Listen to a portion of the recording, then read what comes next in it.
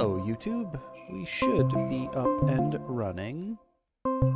Let me just double check, make sure everything's good to go. It might be a minute late on Twitch, but hey, it happens, okay? I'm not going to be... Oh, that's ad. Alright, YouTube's good to go. That means we can start up Twitch. Get Twitch out of the way. Twitch should be up and running. I think we made it. Yep, I think we did. Oh, yeah. Wait, what? Connected to Bluetooth? What Bluetooth? Oh! Fantastic. Once she turns off the car, it'll be fine. Connected to my mom's car. That's fun. It's fine.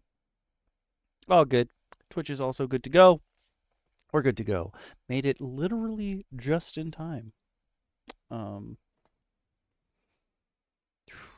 Well, on Twitch we're like a minute late, but whatever, it happens. I actually... Oh no, what's happening here?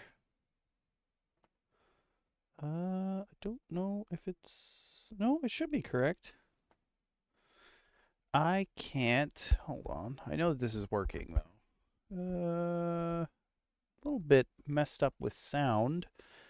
Not sure why. Oh, wait, I think I know why. Nope, that's correct. Also correct. What is the deal here? You're good. Is voice meter pumping? Yes? Question mark?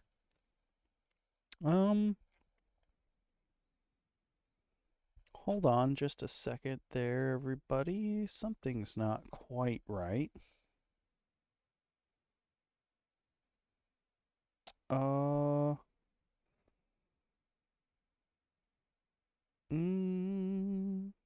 Oh, hold on. How about that? Is that better? Oh, you're at 200%. We would be deaf if it was working. Okay, give me a second. Make sure you're playing audio at all. Clearly something is messed up. So, playback. Switch to you real quick.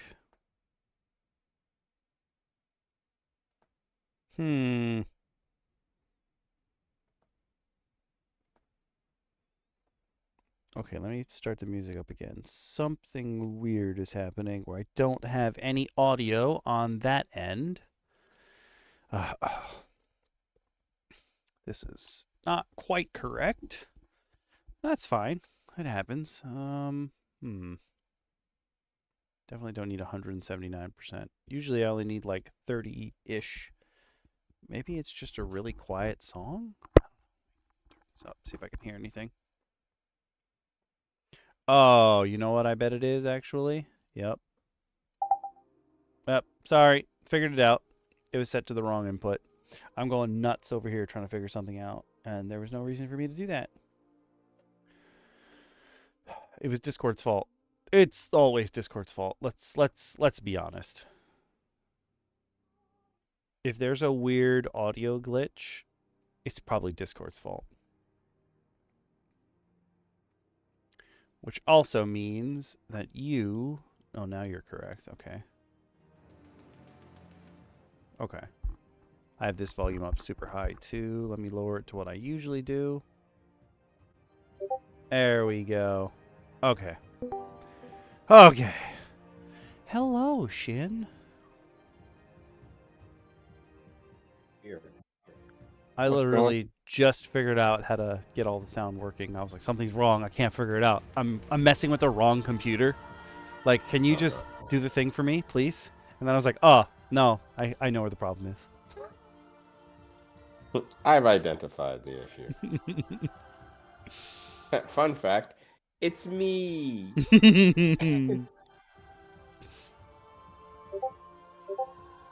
Everyone's like, it's not you, I promise. It's like, no, no, no, no, no. It's definitely me. I wish I could send y'all a screenshot, but on my Stream Deck, it's doing this new thing now where it takes a really long time to boot up.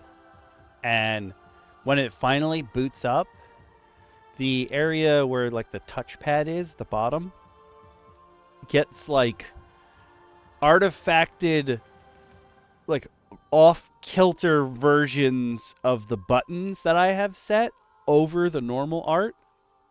And it's like the most trippy thing ever. Okay. So, That sounds trippy in its own right. I don't know how to feel. and then I have to kill it and bring it back. Oh, nope, it's still there. Fantastic. Love that for me. Whatever, it doesn't matter. The button still works, so it doesn't matter. Nothing matters. Nothing really. Except it all matters, Okami. It's true. Everything Because matters for each and every one of us. My mom and her husband came home today, and they're downstairs. I've already been we would yelled at like that I've killed the plants. I'm like, fantastic, because they're alive. I would like to denote to all people on the stream that we are not calling him his stepdad. We are in fact calling him his mom's husband. There is True. key differentiation here. True. True. True. True. True. True. There is True. no father in here. There are no bonding moments of parenthood. This was her choice.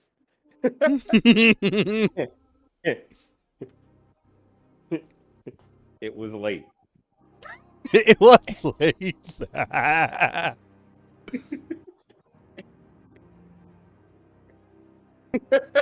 That's the best way to put it. It was late. It's true. It was late. That's all there was to it, man. It was late. This was the most viable candidate, I guess. Oh my god. Yeah, yeah, yeah. No, that's accurate.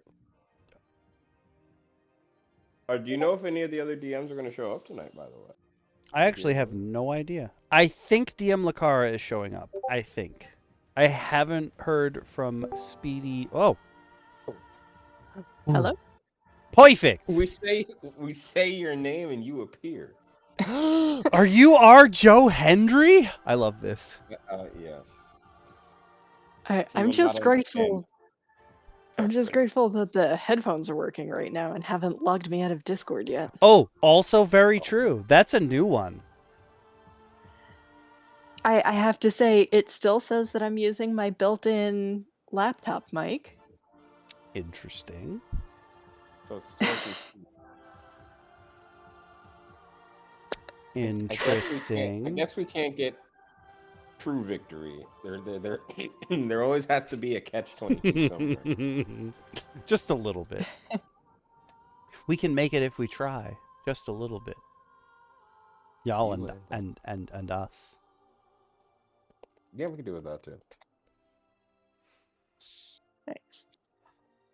But I was gonna say, uh, in catching up on the weekend, folks, you missed our very own DM Lacara getting her own practice in with Enclave and Convoy. Oh, that's true. You Okami and I guys are got awesome. to Okami and I got to join DM Speedy in bringing our usual trouble, but hopefully we'll have it here on the stream in the future for you guys. Now that hopefully if DM Lacara will grace us with it, of course. True. Oh yeah, no, definitely. Next. I am officially nose gaming, calling dibs on the next On what do table we play. call it? Yeah, Yes. yeah, that thing. I'm okay with So that. you heard it here, folks.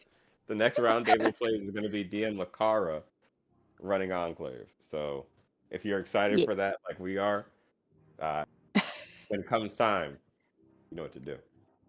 Also, Give us a speaking like of and a which, file. A file? A follow. You know what I mean.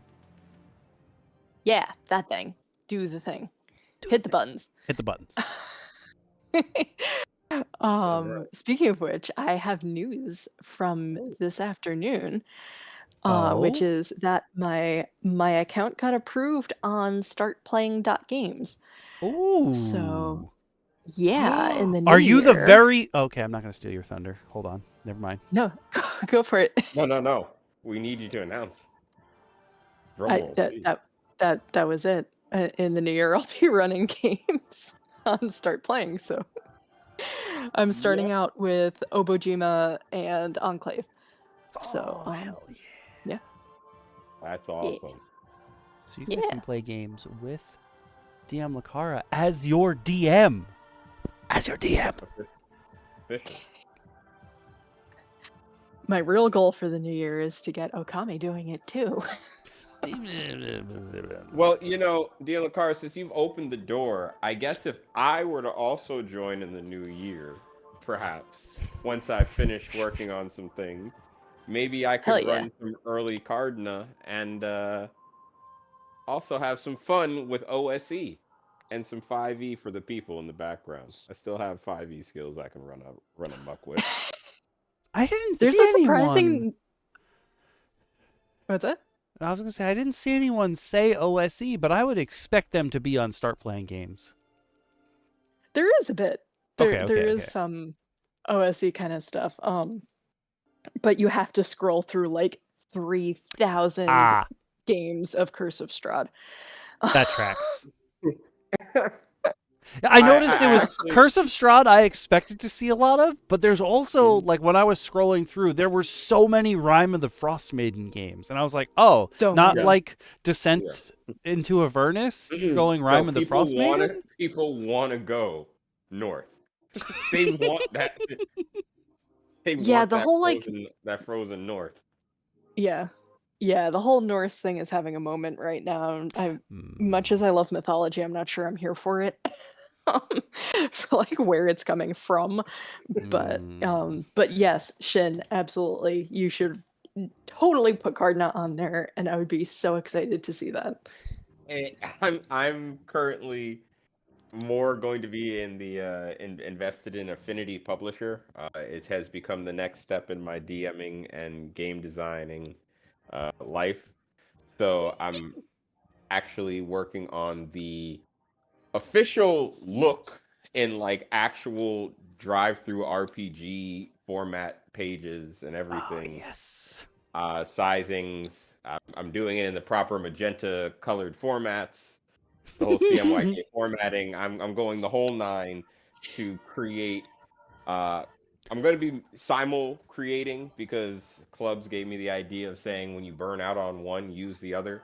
Uh, Oh. so I'm going to be simul creating both Mistrin as an actual setting book for people to play with classes and everything included, and I'm also going to be designing Cardna as a full game guide for future Kickstarter purposes, potentially in the future, Yeah. via DM Lacara's suggestion to do so, which is even more of a reason for me to get good with Affinity.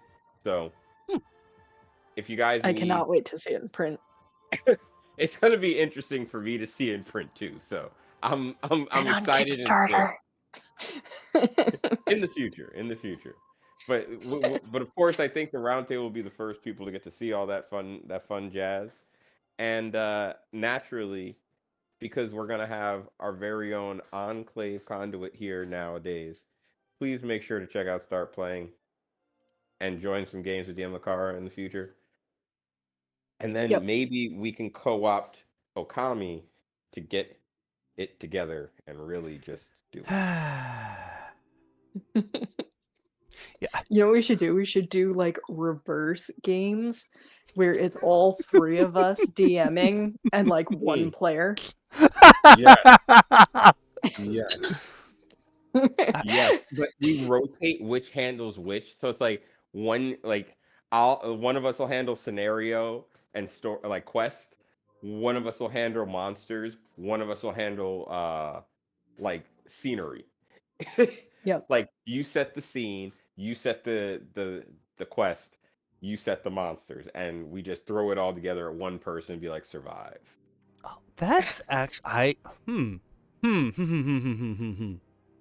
That is honestly a better breakdown than the like we have like 4 DMs in our group and we cycle through who's doing it because like every like Club said like you might be playing the same game but every table is actually playing a different game and like if you're cycling through DMs as you're going it's going to get confusing one way or another. But if you're doing one person's scenery, one person And you just rotate who's doing which. hmm, So you that might always get a actually be a different better flavor. option. You get a Hmm. different flavor, but everyone maintains the same storyline beat essentially. Hmm. It's just Yeah. how you present it is going to be different.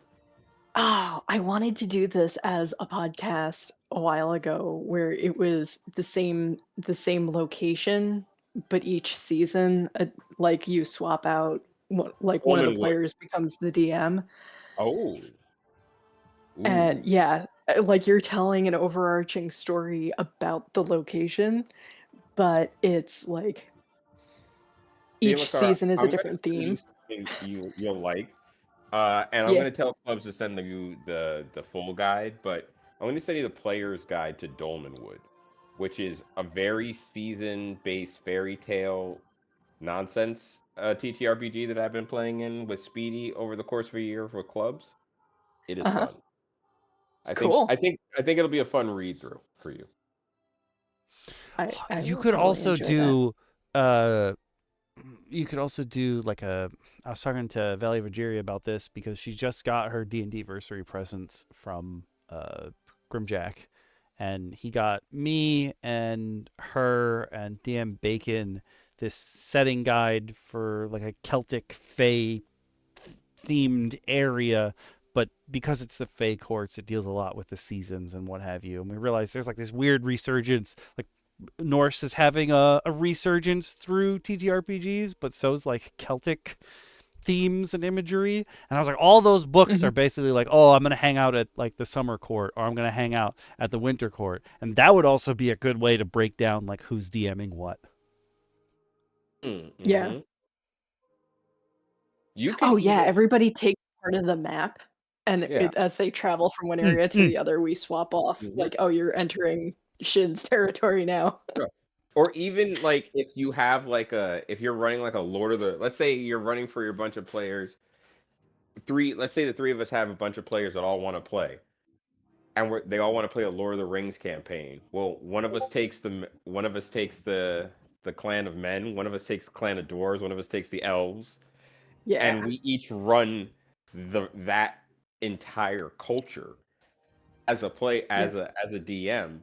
And so when quests and things come out, or maybe if a player, a player is a dwarf, we will interact with that player through dwarven things from our side, which will then inspire maybe odd conflicts between the different races. Any kind of thing could happen because the story is active and always alive. It's almost kind of like the Nemesis system in Shadow of Mordor, which is a Lord of the Rings game. Ironically. That map thing you said before, that is like Clubs' ideal game. Where you Yeah. take like a huge hex map and each player is in control of one of whatever the quadrants or whatever you want to call them. That That, sounds awesome. that's his goal. I not necessarily the same idea, but the retired adventurer, like since I'm going through his blog finally, um, we went over his cultures of play a while back. I'm just gonna write that down to make a little card. Um, but I've been actually going through his whole blog, like right from the beginning. And one of the things he's talking about is he gave his players. He's supposed to be vaguely real world 1600s inspired. So the players in his campaign essentially were given Jamaica as a gift, but it's not called Jamaica, but it's Jamaica. And the way that he has the island built out, it's totally blank because no cartographer has gone through it yet. So like him and the players are going to build their island as they go. And I was like, that's kind of cool if you could trust your That sounds players with awesome. that kind of stuff. I don't think I could trust my players with that kind of stuff. No, because you would have 1 or 2 players sitting there with a protractor and a compass arguing why the coastline couldn't be shaped like that, and the rest of them would be running around setting it on fire. Yeah. Yep. Yep. Well, it does bring me to a curious point of I wonder if any of the items we'll see tonight would help our players do that. Ooh, Ah. that's a great question.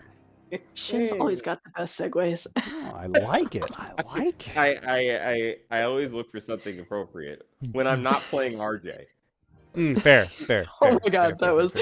You have to bring him to the Let's Play when we stream. I absolutely will bring RJ to the Let's Play because he and Benny are friends, and it's a question as to why. I have thematically written in story-wise that they have a history going way back. Yeah. Yep. From one unexpected familiar face in one episode. Yeah. Some fabulous lore. welcome to the Shinverse and Enclave that only exists for me and the characters I write. The Shinverse. I love that. Yeah. Yep. That's fantastic. All right.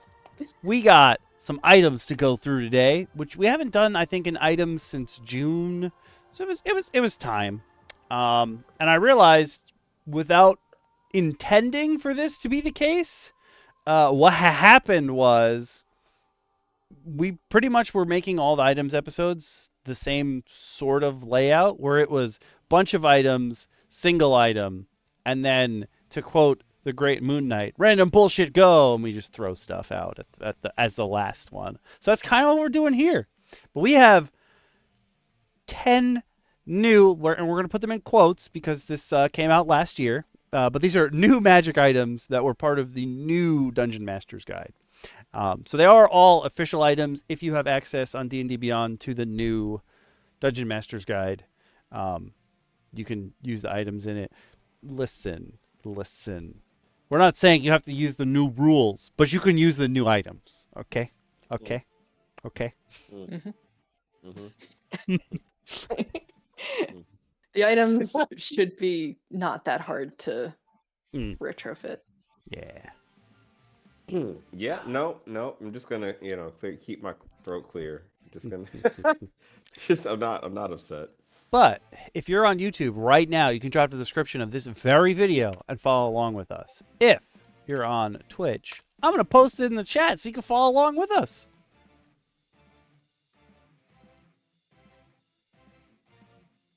I also feel like a lot of these seem to be like the same kind of class of item. Like there's 3 inspelled things, but this first one I feel like everyone here is going to be into, even Awaz. I'm including you in this because there's no way that all of us aren't like, I'm sorry, I can have Baba Yaga's broom, the dancing broom. That's what I want. Yes, that is what I want. There is a certain level of excitement for a dancing broom, I'm not gonna lie. This starts the right way, I will say. Would you like to take Baba Yaga's dancing broom? Why not? As you're jumping in to an uncommon wondrous item, what if your house cleaned itself? Well, with one of Baba Yaga's dancing brooms, you're halfway there. The item appears as a normal broom, but you can use a magic action. Again, this is 2024. They're gonna use terms that are gonna make my skin crawl. I gotta remember.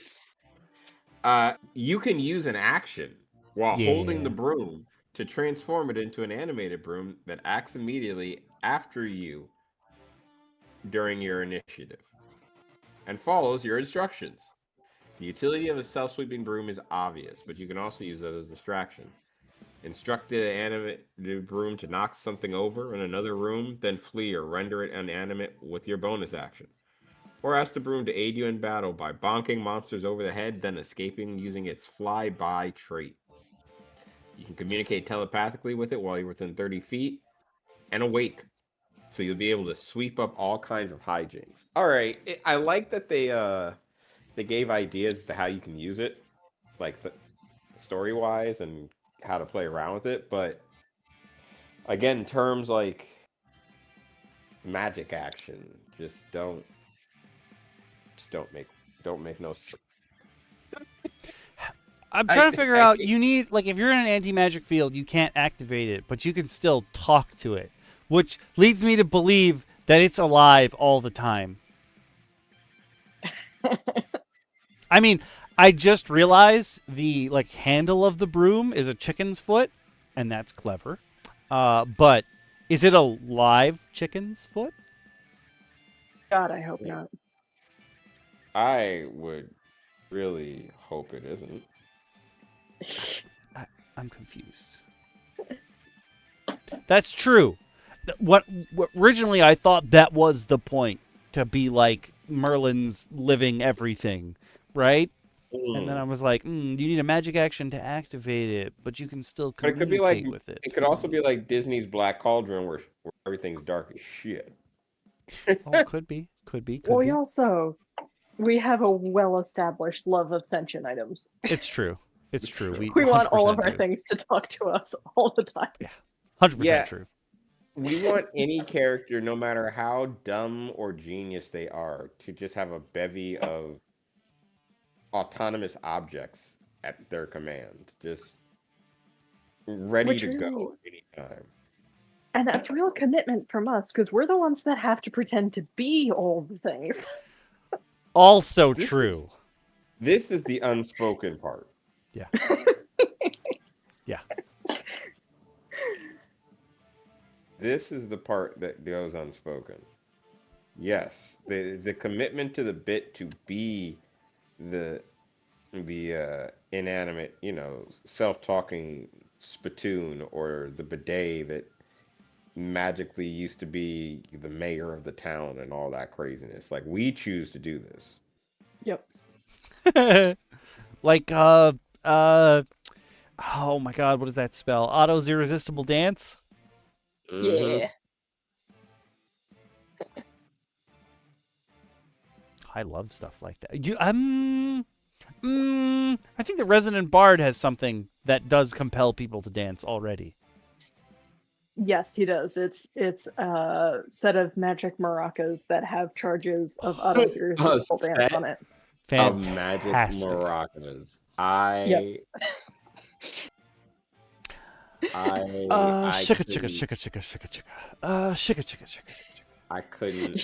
couldn't even begin to not love that.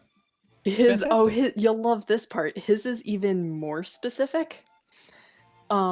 Because you pick a pair of targets. It's not like everybody in an area or one target. It is a pair of targets, and they have to dance with each other. Oh, that's ridiculous. I love this. Oh, I love this.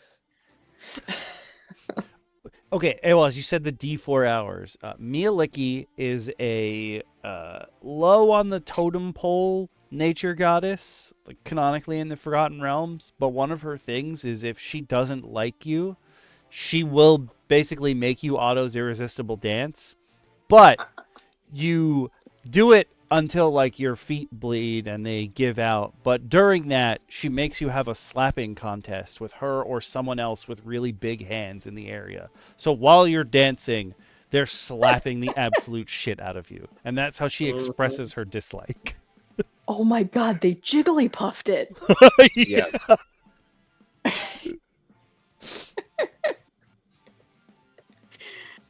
So just like imagine you cannot stop dancing. The rhythm will not stop. And then like a huge centaur comes out and like spits on his hands and rubs them together. And you're like, oh no. Oh no. Like, you're about to get hurt. I felt so bad once because I was at a martial arts like convention thing. And go on. I was tiny and scrawny and like barely 20. but I was from a school that trained really, really hard. And everybody there was supposed to have been from the same school. And they were doing a slapping, not face slapping. It was a an arm slapping practice run at one point.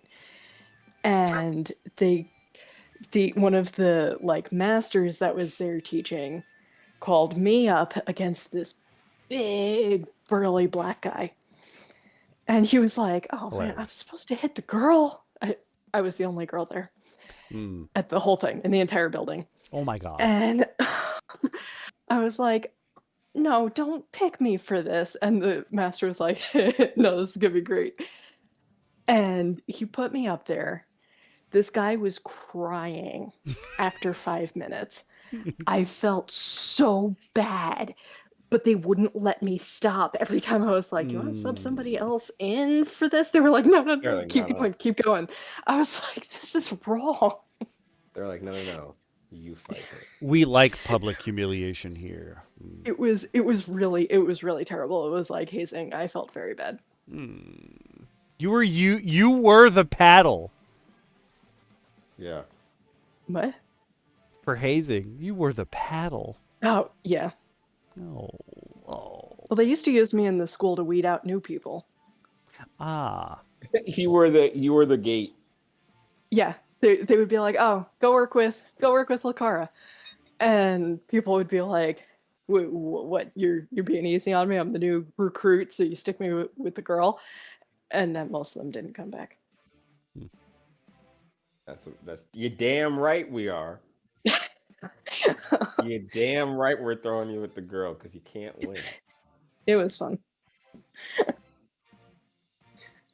But that one I felt bad about because that was a lot of people. That wasn't one cocky jerk. He was not cocky or a jerk. Oh. I promise you that guy will be okay. He's not. Brooms. Okay, DM Lacara, would you like to take Enspelled Armor? Ooh, yeah, that sounds fun. Okay, let's see. Scroll. Any light, medium, or heavy armor. Rarity varies. Requires attunement. An enspelled item, armor, staff, or weapon is imbued with a level 8 spell or lower. The item's rarity is tied to the level of the spell it contains. Items imbued with cantrips are uncommon. Those containing level 8 spells are legendary. Level 8 spells? Okay, I don't know a lot about the magic, like the rarity levels, but I feel like a level 8 spell is a lot stronger than like a legendary item. Yeah. Am I just skewed on that? No, that usually your legendary items like gives you like a D8 of damage and resistance to something, but a level 8 spell is like Firestorm, which is like I'm gonna blow up this whole house. I said I don't like this house anymore. Yeah. Level 8, I have to work around level 8. Like as a DM, you can't just be like, I drop a level 8 spell. I kind of have to pause you and go, let's talk about this one, Chief. Yeah. Yeah. Let's talk about this. Let's make a plan. Enspelled items are great for non-spellcasters because they can rest easy knowing that the spell's saving throw DC and spell attack bonus are determined by the spell's level, not by their character's intelligence, wisdom, or charisma. Let's just throw all the rules out the window. Yeah, interesting. Yeah. I mean, usually like a by the spells level is very weird because like what is it, like a wand of pyrotechnics or binding, like it's just a set DC, but this is weird that every spell is going to be different. Like I would have thought that would have been the built-in way to compensate for the fact that you've got level 8 spells on a legendary item. Like that, yes, you can cast Power Word Kill, but like the DC on it is like 8. Right. Like you're not gonna just get away with it. Sorry. Yeah. Yeah, you do not have the armor of wish. Yeah. That's level 9, but you know what I mean. I was gonna say Meteor Storm, and I was like, no, Meteor Storm's level 9. What's the one below it? Firestorm. Yeah. You're not just busting Spellcasters. out polymorphs for free and all these other level. True. What is it? Yeah. Vision. I forget. I'll be honest with you. My knowledge of Oh level. man. Uh-huh. You just read further, It gets didn't you? worse. It gets worse. Yeah. Yes, I did. Okay, so I mean, they say spellcasters will still certainly benefit by casting free spells, but may find that the item's set DC is lower than their own spell save DC. That's fine. Like all enspelled items, enspelled armor contains 6 charges. Huh? 6 charges of a level 8 spell. That's more than the level 8 only expend spellcaster. One, and Yeah. regardless, you only expend 1 charge while wearing the armor to cast the spell. Yes. Wait. And they denote shield or dispel magic, which are great choices, but also very powerful spells. But like, are you trying to tell me that? Wait, no, we fix it in the next paragraph. Oh, does it? Enspelled armor Ish. can be any type of armor, and its spell must belong to the abjuration or illusion school of magic. Okay, that is better. The item is not restricted by class spell Sort of. list. Sure. Keep an Okay. eye This out for sort armor of- and spells. Yeah. I'm Okay. guessing this Okay, so means- it's mostly protective. You can't go Yeah. around just like flexing and one-shotting people. But I'm pretty sure the next in spell they're gonna be the other schools. That's just my guess. Yeah, Yeah. probably. Yeah, it Okay, looks like it. so at 8th level, you have options of Mind Blank, Holy Aura, and Anti-Magic Field from Abjuration. Anti-magic field? Oh my god, that would break almost every fight. Yeah. Just a 10-foot radius of anti-magic. Holy Aura, which gives you a soft radiance. You shed 5 feet of dim light. You have advantage on all saving throws, and other creatures have disadvantage on attack against you. In addition, Fiend and Undead hit melees, get hit with a blinding flash, and must succeed on con saves. Helpful if you need it. And Mind Blank, which you touch a creature. One willing creature you touch is immune to psychic damage. You just prevent psychic damage. And you can cast it 6 times. And 6 times a day. I love that it says 6 charges more than you're likely to use for any single spell. Well, that's too many then. Then why is it 6? Yeah. And wait, hold on. I just wanted to check the Illusion School of Magic just to see what you get. Just out of curiosity. At 8th level. Let's just while you're looking that up, I just want to point out how broken this is. Okay, take the anti-magic field. You go in to fight a beholder. Your fighter grapples it, pops that spell. There's no fight. You just spam it with the magic users. Just spam it until it's dead. Like that could have been a boss battle. True. What level are they? I mean, you won't necessarily give them, but the fact that you could is crazy. Also, I don't want to. Yeah. Okay. We all know that my strategy with my players was to give them analysis paralysis. Like, they have so many magic items, they're never going to use them. And to be fair, I could have stopped at like 5 and they still would only use 3. But like between the group, they have like 50 magic items that they'll never use. But like in this case, if I gave them one thing, like DM Bacon uses his Staff of Defense every day. Every single day in game, he's using them charges. If this had a good spell in it, they're going to use it as much as possible. Naturally. So, I will say, now, I don't know what 2024 has in it as well, but I will say that Illusion Magic gaining the Illusory Dragon spell Ooh. from Xanathar's is an interesting touch. Ooh. If you're unaware of illusory dragon, it is what it sounds like. Quite Like, literally a dragon made out of mist and illusion, but I think it has it some. can use its breath weapon. I think it's weaker Yeah. than normal, but it can use its breath weapon. Because, like, Yeah. when your illusion magic is high enough, you're warping reality. Like, it's not like a trick anymore. I mean, it is a But trick, but, like, you're still warping the fabric of space-time. but I think we're also forgetting that it's up to 8th level. Imagine having 6 charges of mental prison just sitting on a character. You just attempt to create like bind a creature in an illusory cell that only it perceives, and when it fails, it takes 5d10 psychic damage.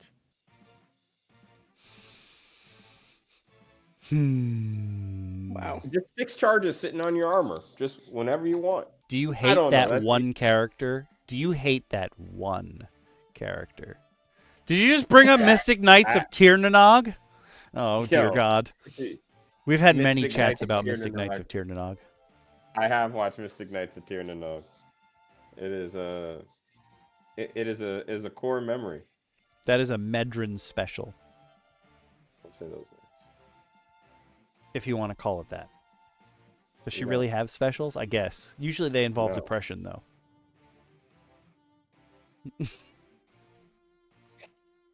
Beat you into a field. All right, I'll take Enspelled Staff. Staff rarity varies, requires attunement by a spellcaster. An Enspelled Staff works very similar to Enspelled Armor, except only a spellcaster can attune to it. Okay, that makes more sense. But it doesn't have a School of Magic limitation. If you're a spellcaster, finding a staff and spell with a damage-dealing spell like Fireball will help you save resources you typically need for doing damage. Or if you find a staff infused with a healing spell, it can help keep your party alive. Note that if you use the last charge of an Enspelled Staff, you risk the staff... Oh, so it's one of those... Oh, at least it doesn't disintegrate. You just lose the magic in it. This doesn't actually tell you how... Is it assumed that it's also 6 charges? Yep. I guess so. There's no detail. Nope, just... Oh, it works like Enspelled Armor. Listen, who wrote this one? It's not our friend. This is a different person. This is Damon Cook. You don't need the extra words. It was late. It was late. It was late when he wrote this. Those words are just gumming up the process. We don't need all that. Who wants to take Enspelled Weapon? I'll take it. Go for it. Oh no! I want energy bow. Unless you want energy bow. I will happily take energy bow. Oh no, I want Executioner's Axe actually. You want me to take Enspelled Weapon then? Yeah. Okay. Enspelled Weapon. Any simple or martial, so anything you want. Rarity varies, requires literally attunement. anything. Already have some magic armor and staffs aren't your speed? Then Enspelled Staff... What is wrong with me? Should be then. The Enspelled Weapon works the same way as the 2 previous items, with the main difference being it can only be bound with a spell of Conjuration, Divination, Evocation, Necromancy, or Transmutation School of Magic. What best suits your fighting style? The Enspelled item can be any weapon and can contain spells that will make it easier to hit your opponents, such as Fairy Fire, Blindness, Deafness, or See Invisibility, or perhaps spells to increase your damage output like Hunter's Mark, Haste, Conjure Minor Elementals, or Steel Wind Strike. Do not get... Okay, now you're going to put Firestorm on a sword? That's a little excessive. I think so.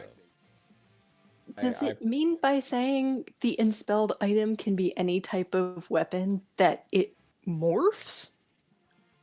Or just that you can, like, as the DM, you can introduce it as any type of weapon? I think they mean the latter, but the way it's written... You can't see, I'm moving my fingers like Mr. Burns right now. Excellent, excellent. But you could also just have a mimic weapon if you just want some cool stuff. Like you could all have your Oh, own mimic Toothy weapon. the Trusty Mimic. Mm. And when your DM says your pet mimic that can change forms that you've taught to See, be nice, that's the part I don't want to tell them. Pet. when you tell them that and they go, yeah, I don't want to pick it up, but it's mine, you can say, no, it's not. Hmm.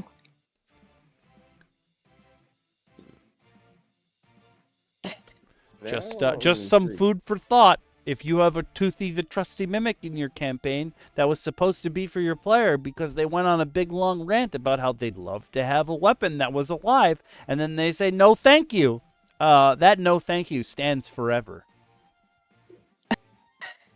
Okay. They will never have that. Okay. I can support this. I can support this wholeheartedly. And Okay. now I'm for all that this is. What do you mean he has my mimic? It's not your mimic anymore. You said no thank you. You mean It'll go where it's loved. Yeah. Are you feeding it? I don't think so. I want a sword that actually eats things.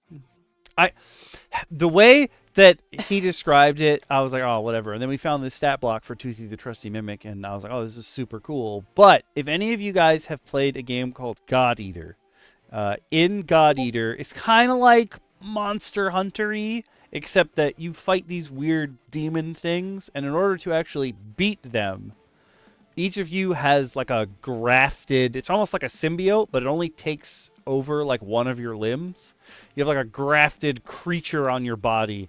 And when you beat a monster, the grafted creature's like a huge toothy maw comes out of wherever it is on your body, and it eats the other creature. And you steal their abilities by it just like devouring them.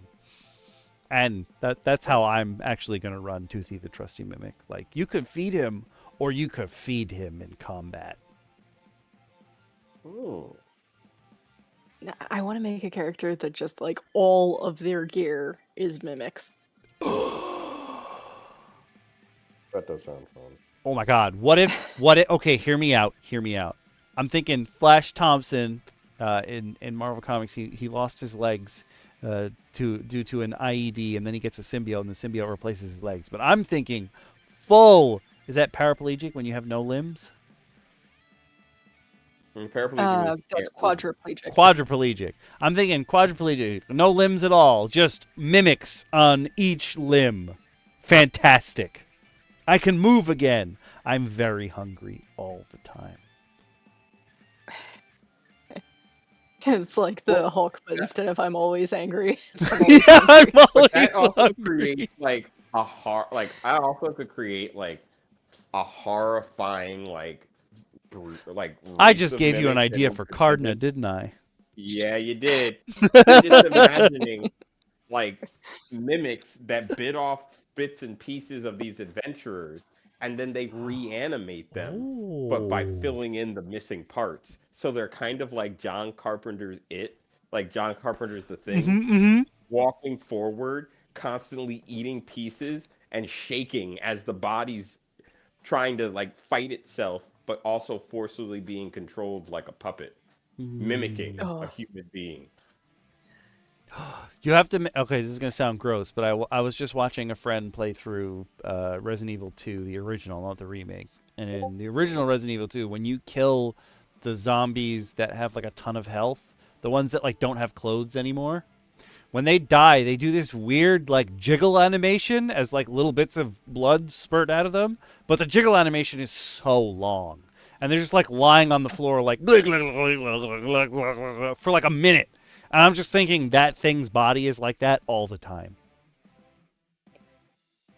I'm picturing like a horrifying like hermit crab where like if it's storing parts, it's just like adding them onto itself for like safekeeping for right then. What is this abomination, Awaz?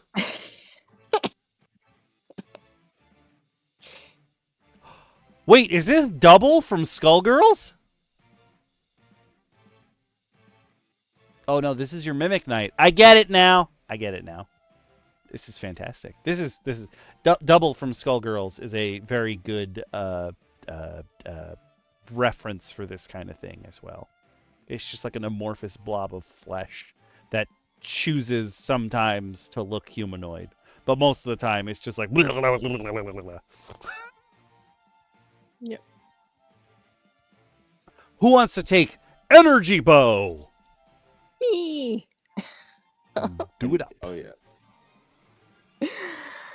Longbow or short bow, very rare, requires attunement. Battlefield controllers will love this new weapon, and fans of the 1980s D&D cartoon may recognize it. Yeah, that's about what that drawing looks like. Yeah. The energy The energy bow grants you a +1 bonus to attack and damage rolls made with the magic weapon, creates its own ammunition, and deals force damage. Plus, its ammunition disappears after it hits or misses the target, leaving no physical evidence behind. And it has 3 additional properties. Arrow of Restraint. When you make a ranged attack, you can attempt to apply the restrained condition instead of doing damage. If you choose to do so and hit, the target must succeed on a DC 15 strength saving throw or have the restrained condition for 1 minute. And if it's restrained, then it has to make a DC 20 strength check to escape. DC 20, okay. That, yeah. I guess that makes sense. Arrow of Transport. You can use a magic action to fire an energy arrow at a target, I heard that grunt, up to 60 feet away, as long as that target is a willing, medium, or smaller creature or an object that isn't being worn or carried and fits inside a 5-foot cube. It teleports the target to an unoccupied space you can see within 10 feet of you. What? Interesting. Use Wait this. a minute. Okay. Oh, I see. The next sentence makes it make sense. Yeah, only kind of. I'll explain in a second. Use this to pull your fragile wizard or daring rogue out of a tough spot or teleport a MacGuffin right into your hands. Okay, so far, both of these properties, they're just repurposing and encrapifying the Arcane Archer from 5e. Yeah.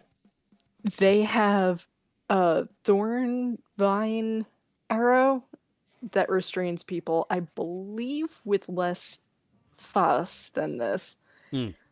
Like, if you hit, they are restrained. They don't have to they can make a strength check on their turn to get out of it, I believe. Resident Bard played an Arcane Archer for years, so I know most of the rules from it. And the Arrow of Transport was also an option that they got. And that was just, you could teleport it, I think, within view. It was not just bringing things to you. I'm running a homebrew spell in your campaign that if I shoot something, I can teleport it like 30 feet away. And I brought up, like, as a joke, I'll shoot one of our teammates and bring them wherever they need to go.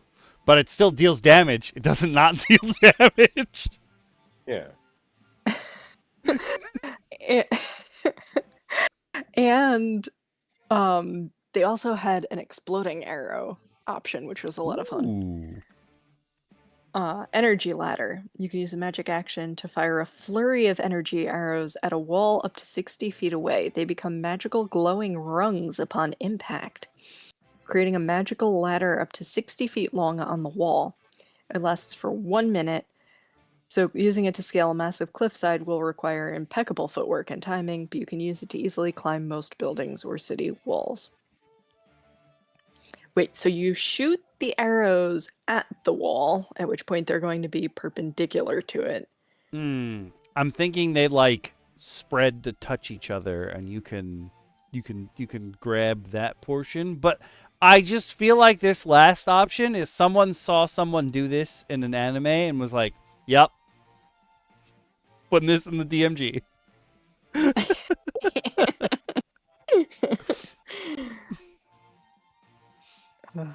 But also, this is a very rare, and it only has a +1 bonus. And it I mean, can I do guess all because it's- this? Yeah. That seems a bit much. There's also no rules here about, like, how often you can do any one of these, or if there's a True. limit on how much you can use the bow per day, or anything. Nah, magic arrows forever! Okay. I'm not one of those people. I had this talk with my players the last session that we had. I forgot what item it was about, but I was like, listen, I'm not one of those people. Oh, we brought up the empowered again, the idea that you can make all the weapons in your world have durability. And I was like, there's no way I'm keeping track of anybody's like weapon durability, okay? Like it's not happening. And I know none of you are going to be able to do that either. Sometimes I'm not one of those people who's like, I got to know exactly how many arrows you've got and such. Like that's just not for me as a gamer or a DM. Sorry, that's just not who I am. Some people like that. Like Clubs likes that kind of thing in his games, where he's like, oh, I want you to make sure that you've got your inventory like really well stocked and that you're doing the thing. But that's not for me. I have so many other things to worry about to make sure that I don't strangle my players, that I'm not worried about how many arrows they have. I think it's something that I expect my players to pay a bit more attention to, but I kind of track in a way where, like, if we don't remember, okay, well, we're rolling on the spot. Mm. So it kind of does you well to remember, because once we've set that number in stone, okay, well, now I'm going to pay active attention to it. You know what I mean? It's kind of like if you stand there, and again, I'll say it like this: if I have a player at level 1 who starts off with 40 arrows, they go to fight, cave full of goblins, and every other action is them firing an arrow, and none of their actions is recovering any of them. They're not automatically recovering them. So I might say to them at a certain point, after 4 hours of in-character arrow firing, be like, "You're out of how many arrows do you have left? Roll a d6." That's how many arrows you have left, kind of deal. I'll play it narratively. Like, you don't have to keep an active number, but you can give your player a reason to either want to keep track, or Yeah. not If you have keep track at all. special arrows, like Jack DT, his Goblin Slayer has like a bunch of trick arrows. Those I make him like, I make sure that he knows. And because he's gonna get an ability later on where he can hit pretty much anyone he can see in one go as long as he's got enough arrows, he's the only one I make like really pay attention to that. I guess technically also Valley of Egeria, because she's covered in daggers. I'm like, eventually you're gonna run out of daggers. I don't care how many you've got. Eventually you won't have any more.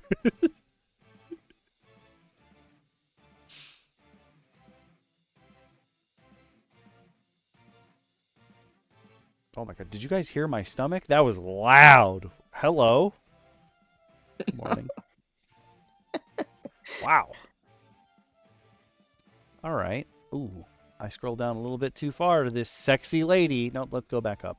DM Shin, I heard you wanted to hear you wanted to take a look at the Executioner's Axe. I do. Yes. Because I recently. What is Hawkeye's brother's name? Ooh. I know exactly who you're talking about, but I do not know what the character's name is. Sorry, but continue, DM Shin. No, it's okay. I am excited, though, to speak about the Executioner Axe, because I have a recent love of axes in TTRPGs. I don't know why. But I say that to say Executioner's Axe. It's a battle axe, great axe, halberd, or hand axe. It's very rare. And it's quite notable in being specialized for killing humanoids, dealing an additional 2d6 slashing damage on a hit when your target is humanoid, and grants the wielder temporary HP when dealt this way. It also provides a +1 bonus to attack and damage rolls against the creature.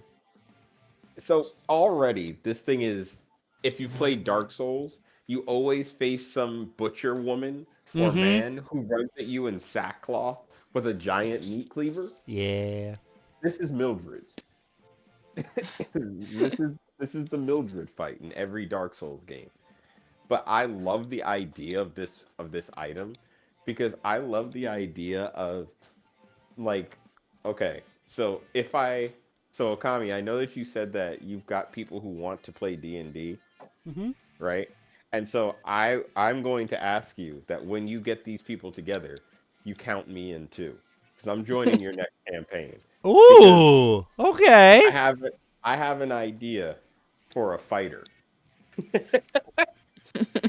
I've I say again, I've never had a fighter in a campaign that I have played in or I've been running. I've never had anybody volunteer for a fighter ever. I want to be the fighter because I want to have some fun with this. Because Okay. I want to play a fighter who uses specifically axes. Okay. Okay. Axes and hammers. He's going a full. I want to bring the ruckus Hmm. with some axes and hammers. Specifically, I want a pickaxe at some point. Oh God. I feel like that's such an underutilized item. Unless you've got like Duergar or what have you. Then everyone's like, oh yeah, they're using their pick. Like, Nah, I'm gonna eventually get to an obsidian pickaxe somehow. ooh. I like this. And I Also, have an idea for this character that it it came to me in a fever dream, quite literally, oh, yes. and I want to play it. So put me in for your next campaign. Okay. I was gonna say this before, but I'm thinking when I run my DM Roundtable plays and I put you guys through my combat trial, if that works well, like with me just moving everything, and presumably I'm going to be closer to the table. When I DM, there's so many people at my table that like I gotta reach over someone to get to the table. Because if DM Bacon's not there, and Valley Vajiri will help if she can, but she's also usually pretty far away from the map because she sits at the foot of the table and I'm at the head. I usually have to reach over a bunch of people to actually get to the stuff. So I mostly am running around my house like in a circle from my chair. I go the long way around to get to the map because nobody will get out of my way. Mm. Presumably, when I'm running the session, I will be closer to the map and can actually move things. And I'm like, if that works, I think maybe I will just run a game online, but I'll just move all the people around. Like that dude who's got the longest game that's ever been, where he's like, oh, even if people come to my house to play in it, I don't let them touch my toys. And I'm like, I guess, sure. But like they got to be within reach. So we'll see. Hmm. Hmm. But what I was gonna say is, this execution axe, it's like it's specialized for killing humanoids. There are already weapons. I think they're called killing. No, they're slayer weapons that are specific to like a dragon or goblinoid or humanoid or what have you that already exist, where like they just do more damage to that specific creature type. So this executioner's axe, it's for humanoids because you think of like you're killing a French aristocrat, what have you, or it's a humanoid. But you could easily skin this to be any kind of creature, give it the same abilities, just for that kind of specific creature. Like, you haven't seen the video yet because I haven't released it, but I went through some more god tier figures with Jack DT, and one of the dudes is this huge orc, and his thing is that he's a dragon slayer. So like he's got basically a mock wadle, but it's made out of like fangs and talons from dragons. And like that's his thing. He just kills dragons. So like his weapon would deal more damage. It would be a dragon slaying blade.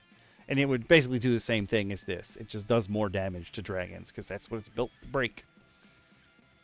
Mm, Hmm. like that. I don't know what happened downstairs, but everyone is screaming at one another, and I'm like, so we're back on track. Cool. Cool. Who wants to take a peek at this hag eye? Oh my god, look at her. Look at her, so pretty. Okay, I just realized, I don't know why, that face kind of looks like Matt Mercer, but like with goo on it. And I feel like that's intentional. Why don't you tell us a little bit more about it? I think you got a good way to get into that one. Haggai, wondrous item, uncommon. I hope that they're pretty uncommon, but okay. They don't grow on trees, and a hag coven won't give their eye to just any. Oh, so this is like the. Okay, cool. This item, which previously appeared in the 2014 Monster Manual, has been brought into 2024 DMG as a way to make a hag's insidious concoctions more accessible in your campaign. Do they need to be more accessible? Because that's what we were Hang really on. concerned about. Yeah. I'm pulling out my monster manual because I do not remember these being in it. With it, the wielder. Okay. So are you holding it, or do you need to put it in your eyeball or your eye socket? But the wielder of a haggai can expend one of the item's 3 charges to cast dark vision or see invisibility on themselves, making them a better spy for their coven sponsor. Only hag covens can create these creepy little eyeballs. They then fit them into pendants, okay, and can use their concentration to see whatever the eye sees, as long as the hag and the hag eye are on the same plane. Did you make a deal with a coven, or have you been tricked into wearing the hag eye? Do you disguise the necklace, and if so, how? If you're are you a coven spy, or are they spying on you? Okay, the fact that they're like, oh, only the hag coven can make these, I hope so. It's their legit eyeballs. Yeah. Yes, there's more wording on it in the 2014 version. I did find it. They're not listed as a monster. They're an item under hags. Interesting. Also, A real eye coated in varnish and often fitted to a pendant or other wearable item. I'm glad Speedy wasn't here for this, because he'd be like, oh, I'm going to buy one and put it in my house next to my ring of Salazar Slytherin. I'd be like, yeah, you would. Yep. Yeah, you would. It's my world of darkness now. Oh, speaking of Presto, who wants to take the Hat of Many Spells? I'll take the Hat of Many Spells. I think that is the perfect item for you. Because I have to take the next one. Oh, fair. Oh, yeah. I love how this guy looks like he has no idea what's happening to his hat. Mm-hmm. That's Presto. No, this guy's like, oh shit, that's a lightning bolt in the hat. How to catch that? He does not look like he knows what's happening here. Wondrous item, very rare, requires attunement by a wizard. This is going to be a new favorite item, you hope, for creative players and players who enjoy unpredictability. Okay, wizards are not known for their love of unpredictability. Yeah, that's like their whole shtick. This is for a wizard that realized halfway through creating their character that they actually wanted a wild magic sorcerer. Yeah. Yes, If you're a wizard, you can use this item to attempt to cast any level 1 or higher spell that you don't know, meaning spells not yet added to your spellbook. It must be on the wizard's spell list, must be of a level you can cast, and cannot have material components that cost more than 1,000 GP. A spell cast from the hat uses its normal casting time and has an interesting additional somatic component. You must reach into the hat and pull the spell out of it. As seen in the 1980s D&D cartoon, the Hat of Many Spells has plentiful rewards, but it presents a risk. You spend the spell slot before you know if the attempt to cast the spell succeeded, and your success depends on an Arcana check, DC 10 plus the spell's level. What if the spell already has a roll for it. Does that replace it? I guess you do this first and then that. That sucks. Mm. I mean, you always expend the spell slot before you know if it succeeded or not. Yeah. My players, we had this argument on Saturday where one of them was like, "Well, you countered my spell, therefore I didn't cast it, and therefore I had to keep the spell slot, right?" And I was like, "No, No. That is not how that works. give me that Read the spell books, people. slot. Give me that." Oh, they really had a shot. If you, your face as you thought that would even remotely pass. If you fail, that spell slot's expended and you roll on a random effect table to see what happens next. Okay. Without listing the specific effects here, well, where the hell are they listed? Oh, he wants you to buy the book. Boo! I ain't buying I'll say no that book. the table reminds me of the Wild Magic Surge table. Yeah, just give somebody a hat that gives them the effects from the Wild Magic Surge table. Yeah. That'll be too easy. Use this hat to cast valuable spells that may have felt too niche to learn, such as Knock, Fabricate, or Move Earth. You can only use it once until you rest.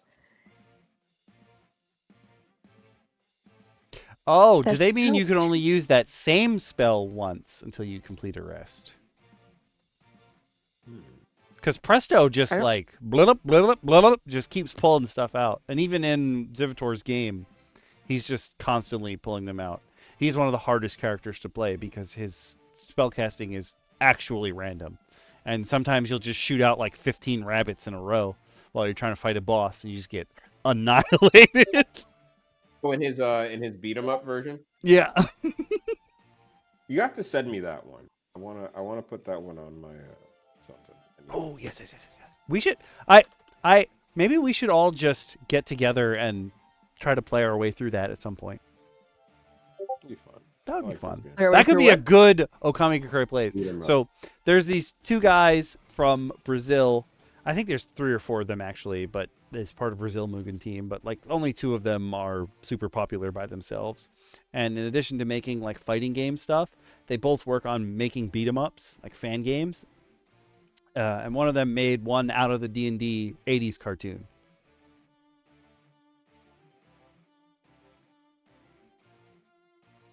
Actually, Awaz, you can join us too. Everyone can join because we can play it over Parsec.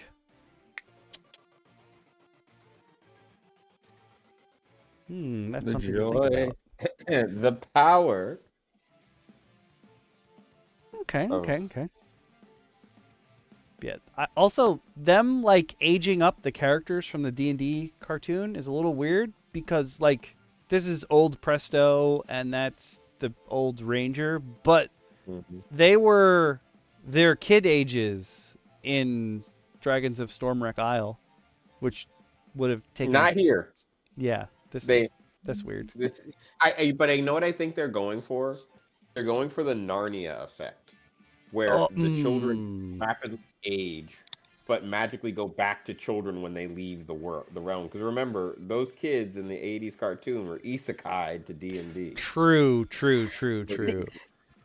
You know, that's one of the things that is like that always struck me, even as a kid reading Narnia, as the most messed up part of the books, is like they all, like the first handful of them, Susan and Lucy and the boys, were there for like 15 years. They have children. They're married. Yeah, they got married and everything, and then they go back to being like 8 to 12 years old. Oh my god, how messed up can you make a kid? But what's not implied as because we're children, but kind of gets dark if you go down the rabbit hole is okay, Susan and Lucy are married by then. If they have heirs and then come back through this portal to 8 to 12 years old, how do their bodies handle the fact that they kind of remember being mothers? How do any of their bodies handle reverse reversing the psychological effects of puberty. I have no idea. It's dark. It's scary. And I know Yeah. they're like, it's a children's book. Don't read too far into it. No. This is the same No, idea as I Sonic remember Boom. thinking about it as a kid. I definitely. My first thought of this was definitely in Skylanders. There's a griffin named Sonic Boom, and she's a mom. Like that's her thing. And one of her skill trees is she can pop out eggs that release baby griffins that age up super fast so they can fight with you, and then they age into death. And I was like, imagine the psychological damage she's taking as she keeps having her children, watching them grow up and die right in front of her. Mm-hmm. That's This is what we think of. Yeah, no, that'll do it. That'll do it. Sonic Boom. That's a good song.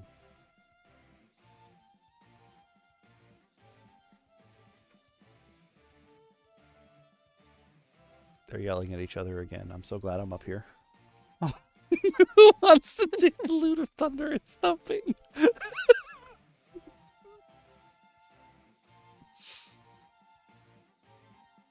That's the. Dragon Ball. Okay, I know what that is. Oh, I got this one though. Yeah. So naturally, the Loot of Thunderous Thumping is a new magic item as a bard and a bard's best friend. It can be used to bash monsters over the head, dealing an extra 2d8 thunder damage on hit. But if you're a bard, you can use your charisma to make attack rolls and deal damage instead of your strength modifier. All you need to do is sing or hum while attacking. Seems like a fair trade. Must you sing My Heart Will Go On with Every Swing? No. You hit somebody and you go, and you whack the hell out of them with your. What are you talking I'm about? so mad that the noise gate cut you off. I have no idea what song you sang. Thunderstruck. You've got to go with Thunderstruck. Oh. AC/DC. Oh, okay. I was going the opposite whip it direction. across the room and hit him with the Ride the Lightning. Oh my god. I was going in the opposite direction. You have to sing them in the arms of the as you're just absolutely obliterating like a whole squad of people. No, you sing Hit Me Baby one more time. Oh, yeah, the Jack Black version? Absolutely. Just whatever song you want to sing at somebody. Immigrant Song? That's also a good one. I would sing even With Arms Wide Open and just whack people with an open arm. Just. I would require you, as the player, if you get this item, to sing on every hit. Like, that's my one DM request. Like, you're not a confident singer, you will be. I can already tell if Resident Bard got this, he would have way too much fun. Oh yeah, yeah. Your first thought looking at it. But this is what I always like. Like, this is what I want you. If you want it to be a lute, okay, make it made of rock. Make it dwarven and call it the axe. It's a guitar, but a lute. And literally, it's just thunderous rock. I love this. You hit them, it's galvanic rock. Just wielding around a galvanic lute. Just smacking the hell out of somebody with an electrified stone piece. It'll be the greatest weapon you've ever given somebody. Yep. And it'll make a bard feel like they can jump into battle. Like, can you imagine College of Swords bard with this? Ooh. I like that.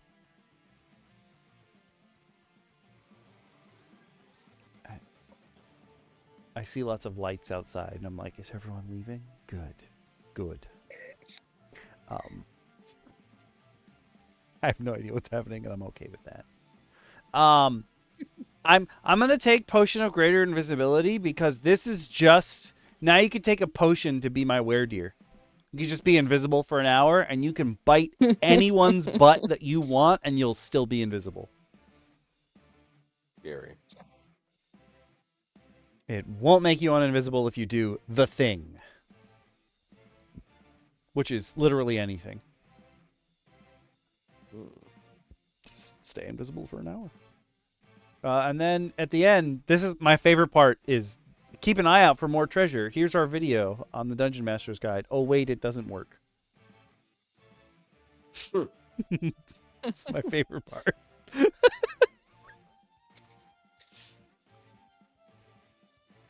But y'all, we made it through 10 new items. Listen, I'm not giving nobody no 6 charge in spelled whatever, okay?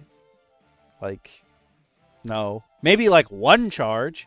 And I had this conversation with my players a while back where, like, I was going through, I think it was Kibbles' Inventor book, where one of the subclasses basically makes it so that his version of Artificers, the Inventors, can, like, just touch items and imbue them with spells forever.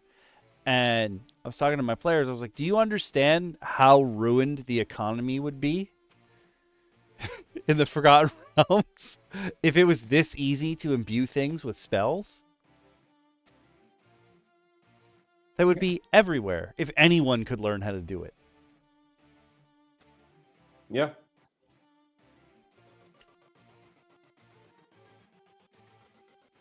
But I don't think about that.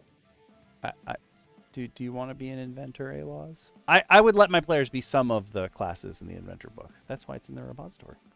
But we have a single magic item next to take a peek at. This is, oh man, what? So the person who posted it goes by a different name. Let me figure out what the other one's name is. Okay, so this is Rod of the Mischievous Wizard by Jhamkul's Forge. I hope I'm pronouncing that right. It's a JH, so maybe it's Jhamkul's, but hey, whatever. If you're on YouTube, you can drop the description of this very video right now and follow along. If you're not, if you're on Twitch, you can follow along with this little link. It said little link, but it was like, hey, you passed the limit. And I'm like, that's weird because I used the short link originally, and now it's long link. Whatever. Don't care. I think the short link is in the YouTube video. My bad. This art is very Toriyama. It reminds me of Dragon Quest III, which is one of my favorite Dragon Quest games. You can't handle the 6 charges. And I love it. Okay, 122. Gonna change this music up because we're not in the final showdown anymore. We've got something to prove with our weirdness. I don't know why I turned into Krusty the Clown, but hey, I'm Krusty the Clown now. Who wants to read God, what is wrong with words? Who wants to read about the Rod of the Mischievous Wizard today?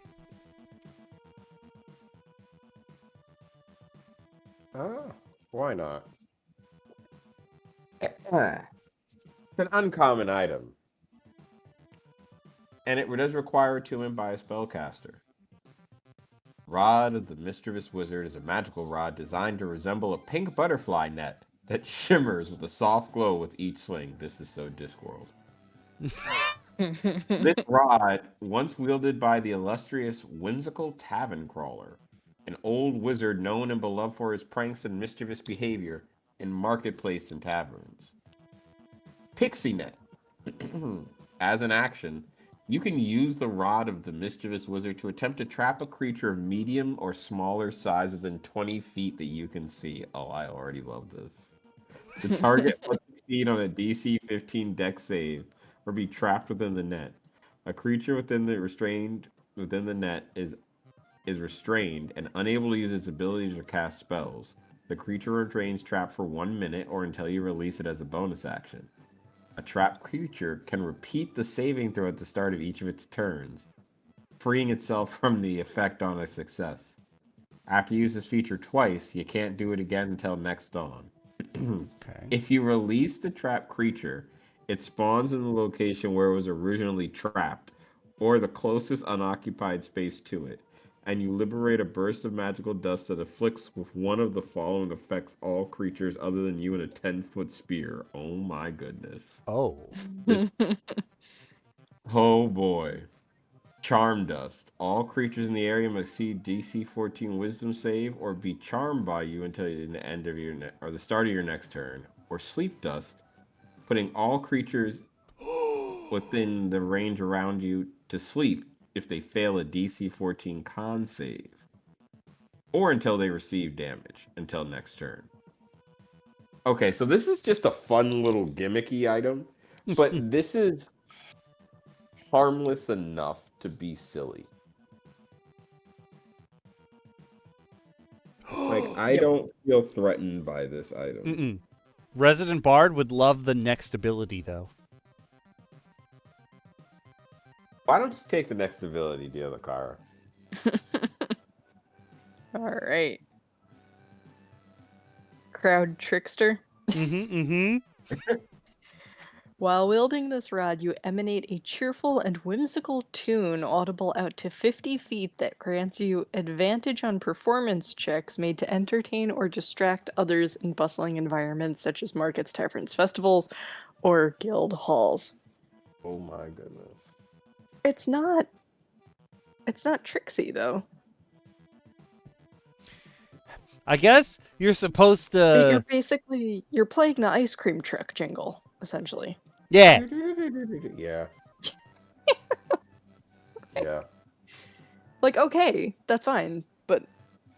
I wonder if this is so, like, you're supposed to capture someone and then distract everyone else so that you can release the dust without them noticing. Maybe. Is that the ability synergy? I guess so. But I guess also, I guess the idea is that it's silly, and you're kind of like a trickster, a performer. You're maybe a jokester or a jester, kind of. What if I don't know. You're the dude who's like juggling or something, so you want people to be looking at you for like your performance? Is you juggling something or something like that? I don't know. Juggling is just the first thing I could think of. Maybe it could be a mime, but if you're playing music, you could make it sound like an old silent movie. Yeah. Mm-hmm. There's options here, but also the rod's cursed. Once you're attuned, you shrink in size. Until the curse is broken with remove curse or similar magic, you become one size smaller. If you move within 5 feet of another creature larger than you on your turn, that creature can use its reaction to attempt to shove you. On a failed check, you're pushed 5 feet away from the creature. If you fail by 3 or more, you're also knocked prone. I'm realizing this image didn't do it for me originally, but seeing that it has this particular curse, I think you're supposed to be the gnomes from Golden Axe. Mm-hmm. That like they sense. run around the screen and it plays little like janky music and you have to kick them. There's no other way to put it. You kick them and they spill their magical wares. But they don't want to be kicked. They're really fast. Like really, really fast. This is a children's game. You can be a short staff. Teaches you the right idea. When in doubt of magical creatures, kick it for its wares. I haven't seen... It says he's a mall wizard, which makes... I don't know what that's from, but I love it already. Well, I think the idea is that he like went to the mall, but now he's cursed maybe, and now he's just walking around and wandering. I don't know. Wait, Heine Green Mall Wizard from at Crawley Possessed. We'll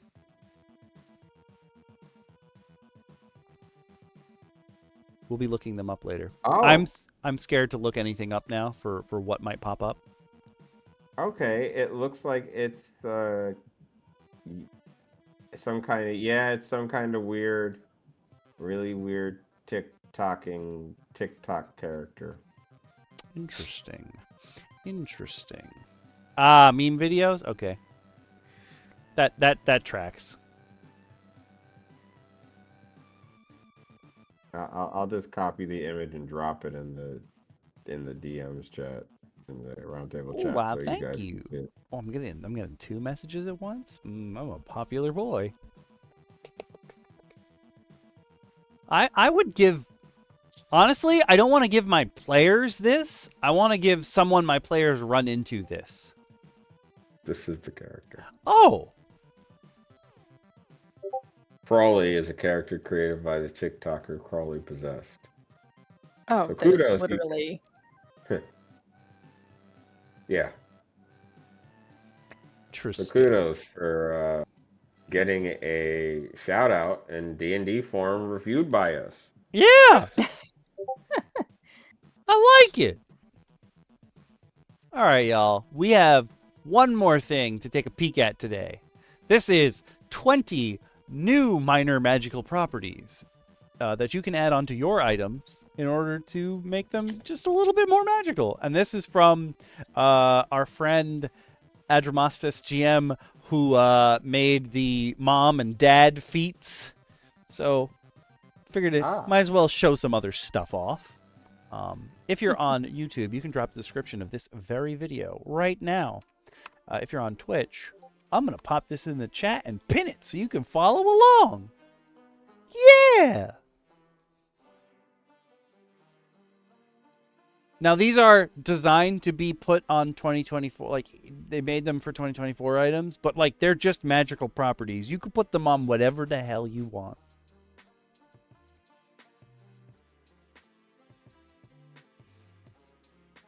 Oh, these are cool.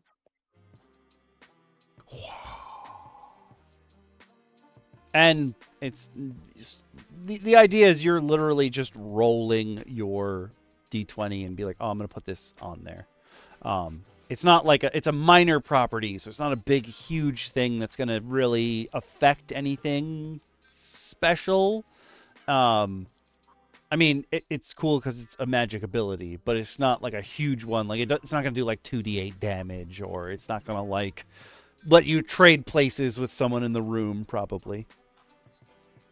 Hopefully. Who wants to take some of them? I realize 20 is not divisible by 3, and I don't care. Woo! Should we each just take like 6?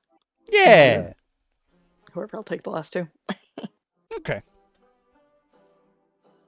Who wants to take the first 6? Keep the theme going. Well, one of the first minor properties that you can obtain, according to our good friends here, is returning, allowing you to once per day call the item to your hand from up to 60 feet away, though requiring line of sight and a path for it to fly to you. I like that.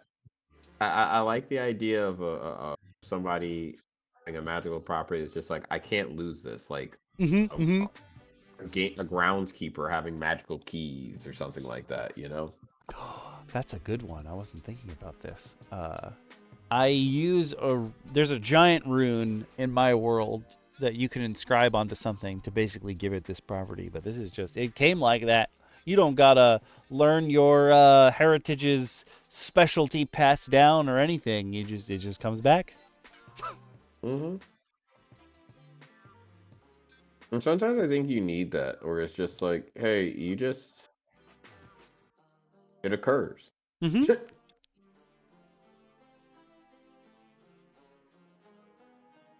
Occurs. You may also gain averted gaze. Creatures instinctively avoid looking directly at it for too long. Again, an interesting little thing you could play around with.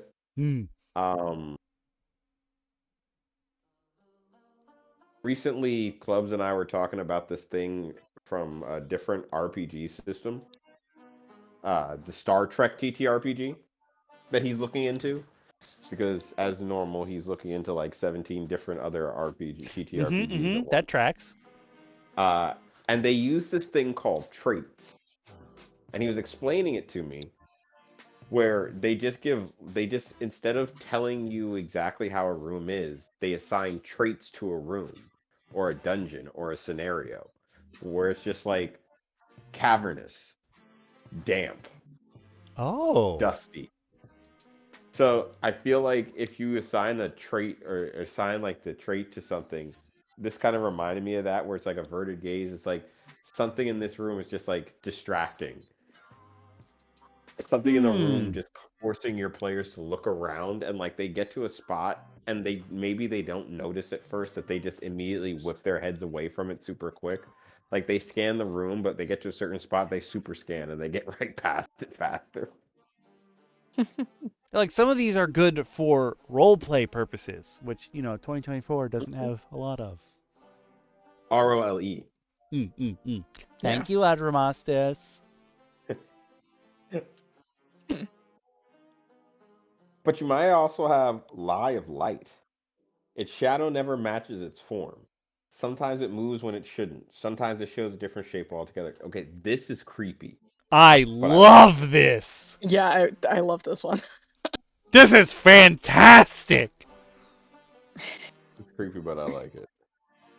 Oh, I love that so much. That's how you make your players unsettled. That's how you get them. Especially because this is like a minor property. It doesn't even necessarily have to be evil, but your players are going to assume it's evil. Oh, hell yeah. Because they're going to see the like, you give this to the magic item that's sentient, but it's sentient in its shadow. So it's forming stupid little things to play with the players. And they're like, what? Is something behind that hat? No, it's just a hat messing with you. Oh my god. It's like Ghost Rider, where like it could shape itself into punctuation and stuff, but it's just the shadow that changes shape. Mm-hmm. Yes. Yep. Yeah.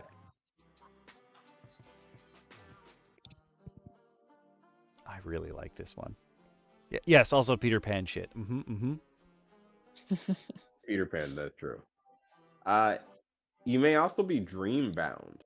The bearer dreams of holding it, even before ever seeing or knowing of it. So this is how you explain an item that is a fated item to someone, or something that like maybe is sent, that maybe that calls to people for whatever reason.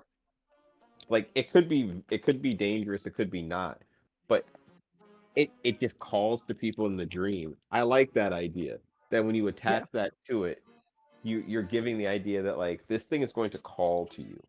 It's gonna like it's gonna, I forget the word now that I'm forgetting. It's gonna seek you out essentially. And I think that could be a fun way to play around, because you could introduce some very interesting items that way.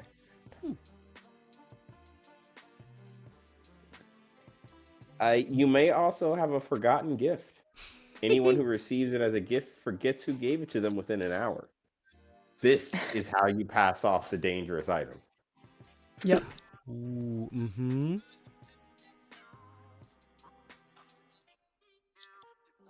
It just gets dropped in your pocket, and you're like, "Hey, who gave this to me?" This is How how did the I get double this? cross happens. It's the Hag's Eye. It is the Hag's Eye. Yes. It's absolutely the Hag's Eye.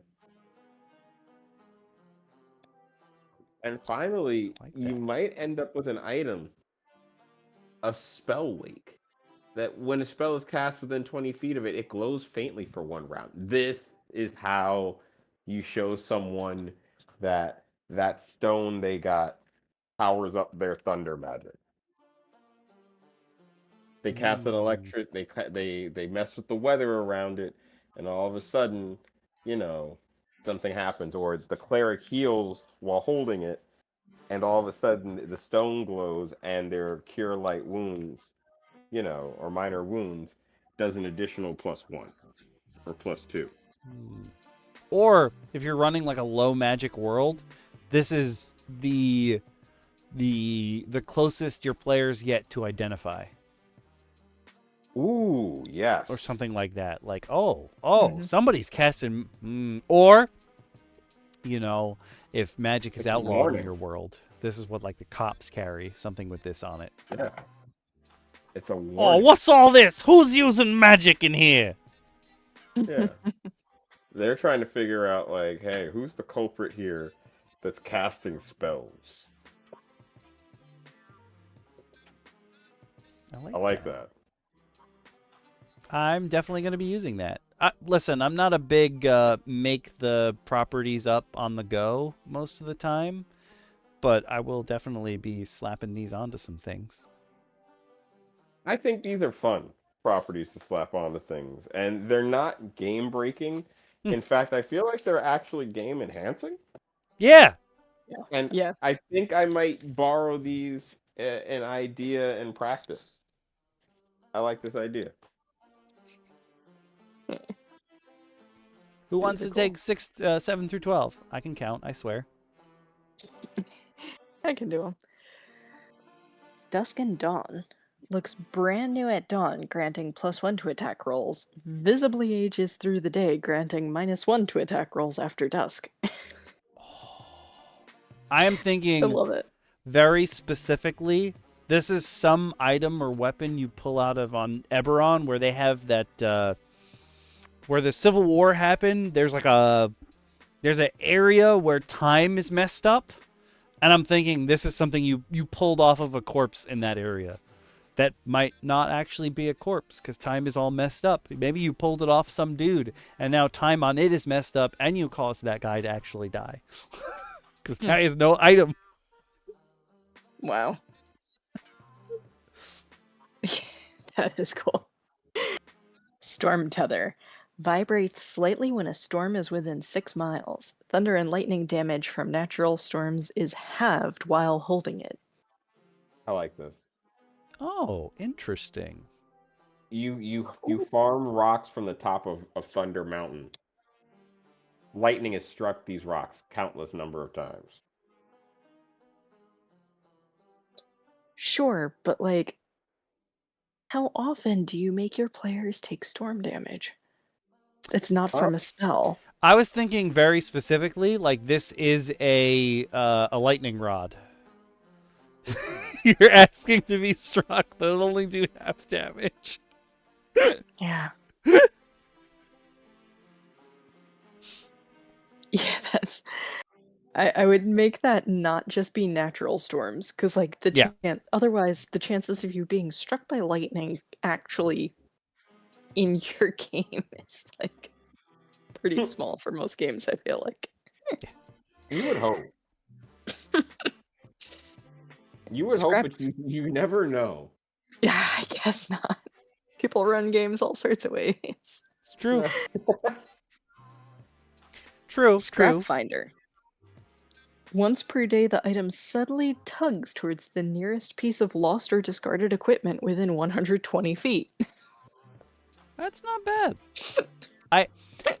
There's a... Okay, Captain Planet. Right?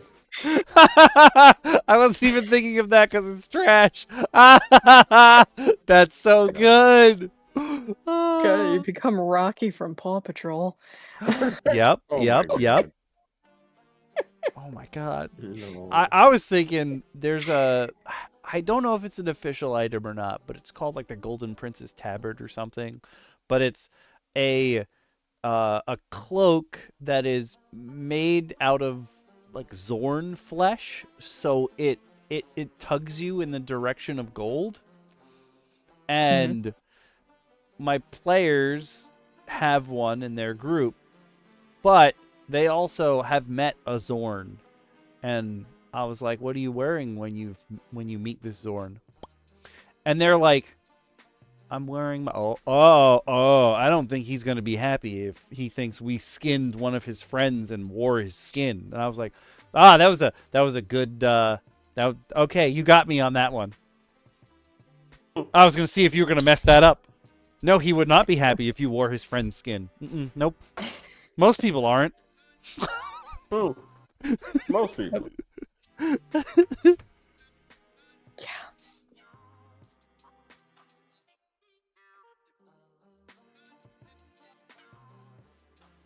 I think the next ability is an ability no DM wants their player to have. Shepherd's friend. Domesticated animals seem to trust the bearer without hesitation. Jesus Christ, did Resident Bard write this? I think our whole party in your game wrote this one. I think we beamed it into Adramastes' head. This is Infinite perfect. pets, I would lose it. I need an entire Once- inventory full of them. Infinite pets. In the very first 5e campaign that I played in, our DM like rolled on a loot table at one point very early in the campaign, and we got oh crap, what is it called? The bag of things that are like the furry balls, and you pull them out and you throw them and it becomes some sort of animal for like a couple hours. Oh, okay. I know what you're talking about. I don't know what the name is, but I know exactly what you're Can't talking remember about. the name of it. That became our go-to tool for, I don't think any of us used any of our other gear for like the entire campaign. We fixed every problem, every interaction, everything by bag of tricks. By using the bag of tricks. That was all we did. He was like, I really, really wish I had thought about this more before giving this to you guys. It's like I made a terrible mistake. We got so much more valuable loot as the thing went on. We did not care. That was all we used. Oh my god. Oh, fantastic. There's so many things that like I think my players are going to exploit, and it's never those things. It's always something incredibly stupid every time. Yep. Oh yeah, if you want your players to do something, I wouldn't even say correctly, but in a way that won't make you scratch your head, Mm-hmm. trust and believe your players are going to do it. Yes. I'm just imagining they're you gonna- waving like Forrest Gump on the boat. Oh yeah. Oh please, they're there. Fantastic. Oh, that doesn't. I can't use the keyboard for this? Interesting. Next. We got more, and we also have Princess Zorlda, you know, for IP purposes. Zorlda? Weightless. The item feels unusually light, regardless of its actual weight. You gain plus 5 feet of movement speed while you are holding only it. Only it. Do you have to be naked? It says holding, not wearing. True. I was just imagining my players for sure would strip their character naked and be like, I'm fast as fuck, boys!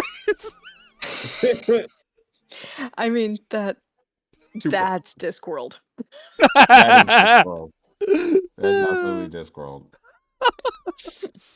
This is honestly, this gives me huge in the Killing Floor games, between a wave, you have to get to like a computer that can, or a person who can sell you like new items and upgrades so that you can take on the Zeds in the next wave.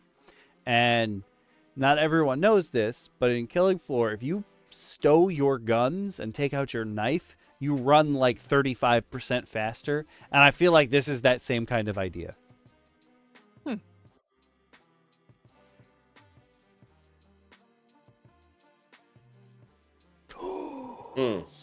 That next one. Oh my god. You need to give this to the baby rock. Thief's Regret.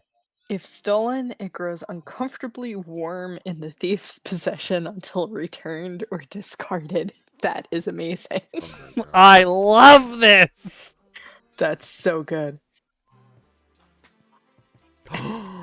Imagine like this is the anti-theft system in like a big town like Waterdeep or something. So someone's trying to pawn shit, and like the salesman is just watching the temperature if it's an above board store. If it's not, if you're in like the shipyard area, then nobody cares. But if you're trying to do it in like the fancy people area, they'll be like, I do believe this is stolen goods, sir.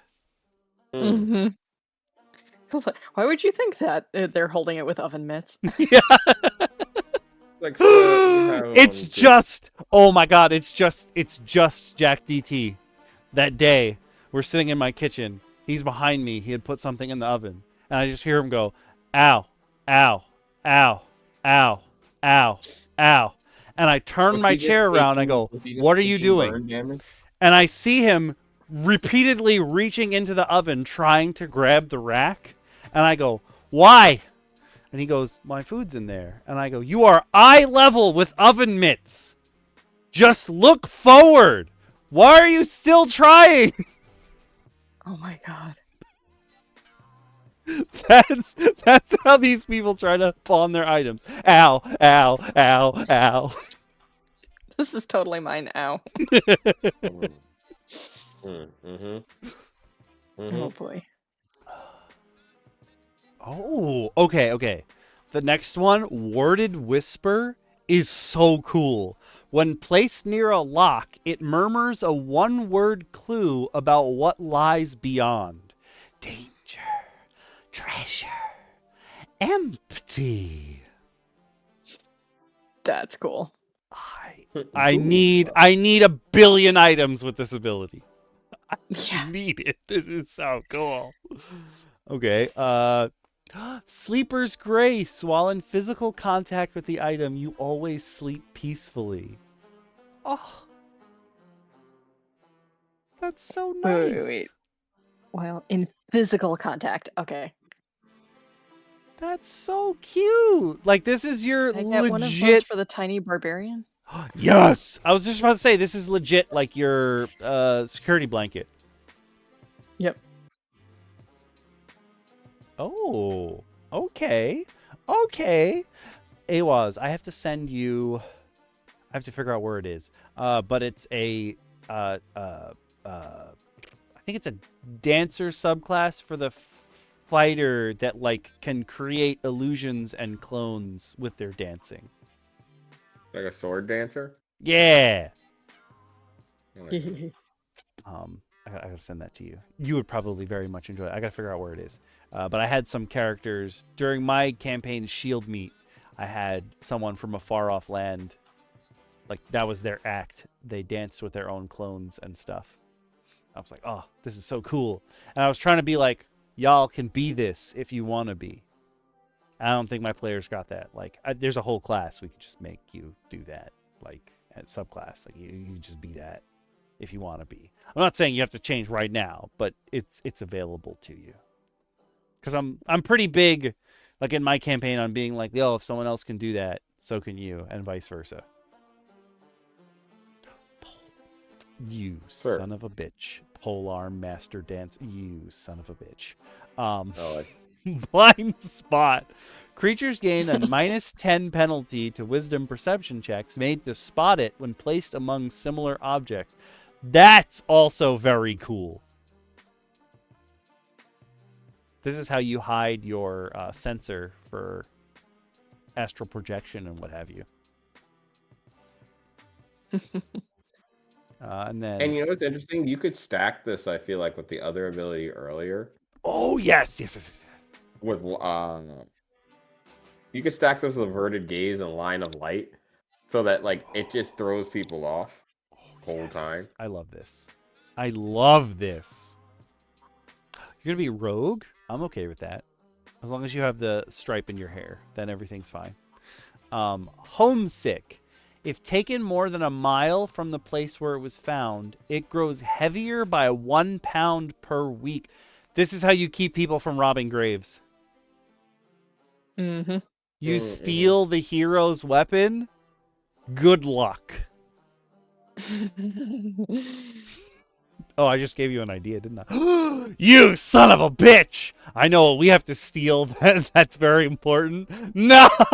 I'm gonna sink like the corpse of that kraken. What? I was thinking the thing that we have to take that's buried right now better not get heavier. We're gonna be in the middle of the ocean. I don't like that. No, relax. Yeah, we totally calm on both fronts. Whisper slip. When you speak while holding it, your voice cannot be overheard beyond 10 feet unless the listener knows your name. This is how all the thieves communicate. Everyone has a whisper slip item. Oh, Paul. That's why Thieves' Cant is so hard for other people to figure out. They don't know anybody's name. Greg? Tim? Tim George. They're just trying to figure it out. Greg? Alan? Alan? I love this. These are great properties, man. Okay. Weight of regret. Once per day becomes heavier when the holder is about to repeat a past mistake. One made since attunement.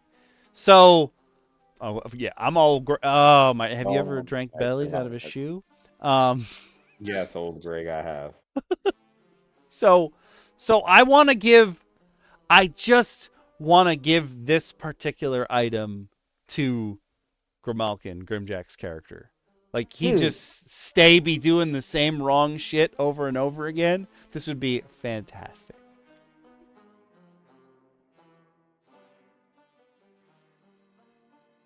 But it can't be in a doorway because he's already going to be face down, ass up. Every doorway. Every door the game sends. That boy's just tooting it up for this guy. Tooting it up for the Lord.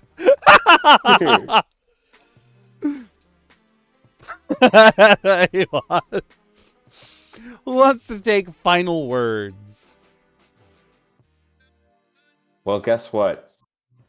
When somebody perishes within 15 feet of the item, it briefly whispers their final unspoken thought.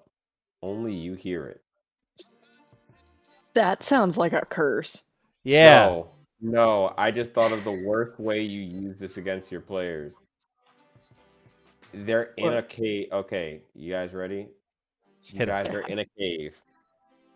The two of you, as you wander through the darkness, search high and low for any sign of what killed the adventurers in here. Mm-hmm. As you place your hand across the wall, it's moist and damp, sticky even. You would draw your hand only for the torchlight to shine, and stabbed into the ceiling is a sword, mostly digested. Above you, a ball of leeches as the sword cries out, "Yo, that leech got a dick." Oh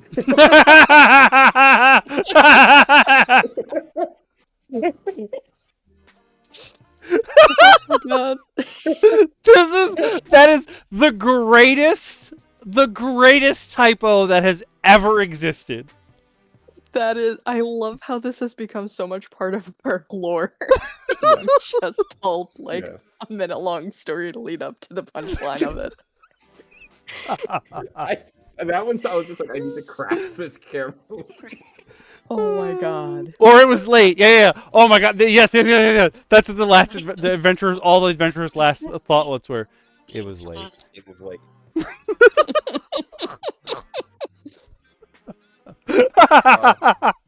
I love us as a group. We're fantastic. I love everybody here. So good. This is so good.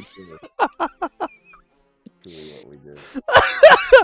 I just realized I'm gonna make a character in all my games from now on. That's kind of like the Crazy Earl of Borderlands, where he's just this guy behind a door who sells you things, and like occasionally you can talk to him, but basically his only voice line is, "What you want?"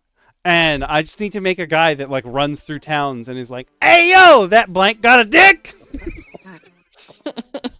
Yes. Yes. Yes, you do. Use it all the time. What you want? Oh, fantastic. Wow. Figure out if that leech got a dick.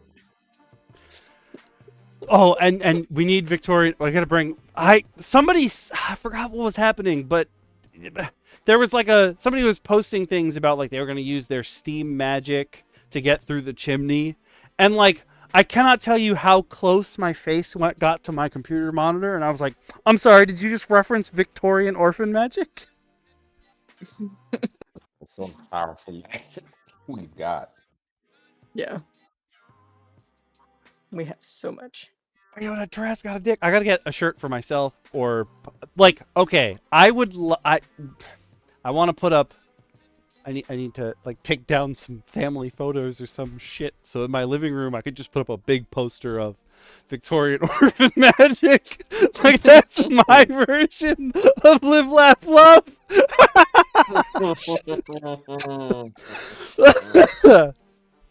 Oh my god. I might have to redo the design. You have to get the wood block version. You know the one that I'm talking about with like the the cute little heart? Yeah. Yep. Oh my god. What were you saying about a design before I started dying? I might have to rework it so it's more like the Live, Laugh, Love. Oh my god. Victorian orphan magic.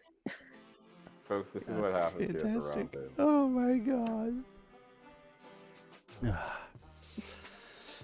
Live, Laugh, Loot. That's also a good one. Oh, that is a good one.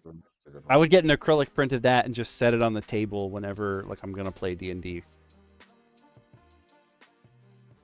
That's fantastic. Like I originally bought it for my niece and nephew because they started to really like camping, but it's like a little LED campfire, but you can make it pulse different colors or make it pulse as if it's actually burning. And I got it for my niece and nephew, but then I was like, yo, this would make a great campfire light when my players make camp. And that's what I use it for now, and I never gave my niece and nephew one. To this day, they're like, yo, when are we gonna get that? The answer is never, kids. Okay, I'm writing down Live, Laugh, Loot. That's too good to not exist. That is, Live, Laugh, Loot is going onto the shirt list. It's been a while since. And folks, if you've been enjoying it and want to know more about the shirt list, True. check out the links down below where you can check out for tokens, for t-shirts, and especially for more links to help out Okami in bringing the various hilarity that you've heard here tonight.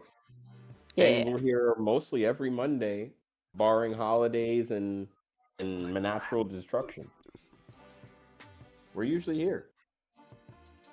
I was actually, I didn't realize like this week was Christmas because I'm an idiot, and I was like, oh, should we not do the thing? And I was like, nah, it's fine. Yeah, I feel like this was easier. Mm-hmm. Next week might be more the difficult part, but maybe we'll take a break next week. come back in the new year. Yeah, we should. Okay, no episode 29th. Okay, yes, I like that. Did I miss anything? Ooh. Oh no, that'll be next week anyway. Yeah, when we get to the end, I will tell you. Oh, I never put Raki up on the screen or any of them. I haven't used. I did put the button up for the Dungeons Pop review video that I put up. I realize what I can do now is I can do most of the editing on my laptop, then move the files over to my desktop, and then I'll put the music in. And because my laptop doesn't have any of the stock art. Well, I consider it stock art, but it's not actually stock art to put into the videos. So I haven't been doing it because I've been recording everything with the cameras. And I was like, oh, but actually I can just move the stuff over to the desktop, add the music and our little images to it. Mm-hmm. So that's what I've been doing. But yeah, come and Awesome. join us. We'll take next week off, but we still have a poll so that we'll know what we're gonna come back to. So give me 1 sec, and I'll give you guys the poll options. The POLL options. We already have a pole arm master, apparently. True. Did I know? I would if you move that out of the way. Thank you. Can't see. But did you know? I can't know.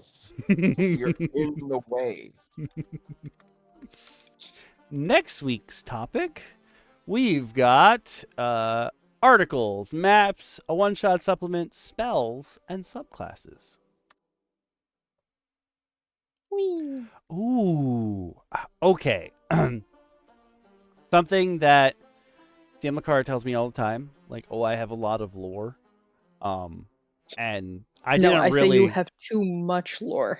Yeah, I didn't really realize how much there was until Dex started guest starring in the campaign, and we'd mention something, and I'd be like, okay, I gotta tell you a story. I gotta tell you a story so that story... hold on, I gotta tell you a story so both of those stories make sense. I didn't realize that I had so much, but I've been trying to do something like that on TikTok, where when I share a map that I had made, I'll tell people like the backstory or why that particular map is important to my campaign. But it could make do for longer form YouTube videos as well. I mean, technically we could all do that. That could be a show and tell. We just tell people something about our campaign. I'm always down to tell people stuff. I love telling people about my campaign. It makes me happy. I don't know about y'all, but I'm feeling subclasses. Ewas has a good point. Like, we spend like a lot of time looking at other people's stuff and then telling related stories about our campaigns. Like, we could also just tell stories about our campaigns. It's true. Yeah. Yeah, that's a very valid point. Like, come up with like a unifying theme, like, Oh, you just know, like that time we all almost died. discussion. Yeah, Yeah. we could totally have a round table discussion. Yep. I'm up for this. That's fun.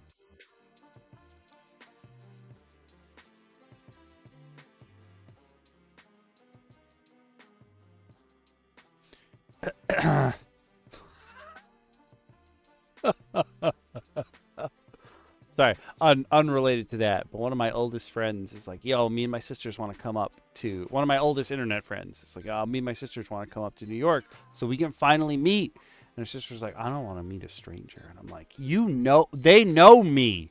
I've literally had conversations with them. Yeah. You don't actually know them until you've met them. I video chatted with them. I know them. I was like, but I am scary. I understand. They're also... Her sisters are mean. They're like, you don't have real friends, so you can't be real. Rude. Well, damn, what did you do?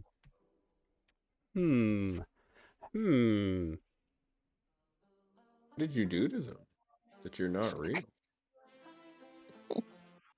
Because that's Does that mean we're not real?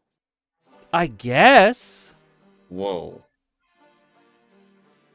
Whoa. You can't reveal to these people that we're all figments of their imagination yet. We're not at that episode. Did I jump the shark? I think Oh, you did. no. Well, cat's out the bag, folks. You now know we're AI. or AI or Okami is just really good at doing voices. Yeah. I've been tricking you all. I am incredibly good at holding a voice for very long. Sorry, Awaz, when you sat in yesterday on the game, it was just Okami talking to himself for 3 hours. How good we've gotten at this. I love this. It's I'm this is thinking actually good. subclasses, but I'm gonna put in show and tell after this one, and we'll talk about well I'm sure all of us have a story we can tell and like come up with a unifying theme. I'm sure. Yep. Absolutely do. And it will be fun. I told my players Dex was like, it wasn't Dex, it was someone else was like, why don't you stream your campaign sessions? And I was like, we've been through this. I'm not streaming my sessions because you'll all hate my players, and I don't want to deal with your hate for them because I have enough of my own.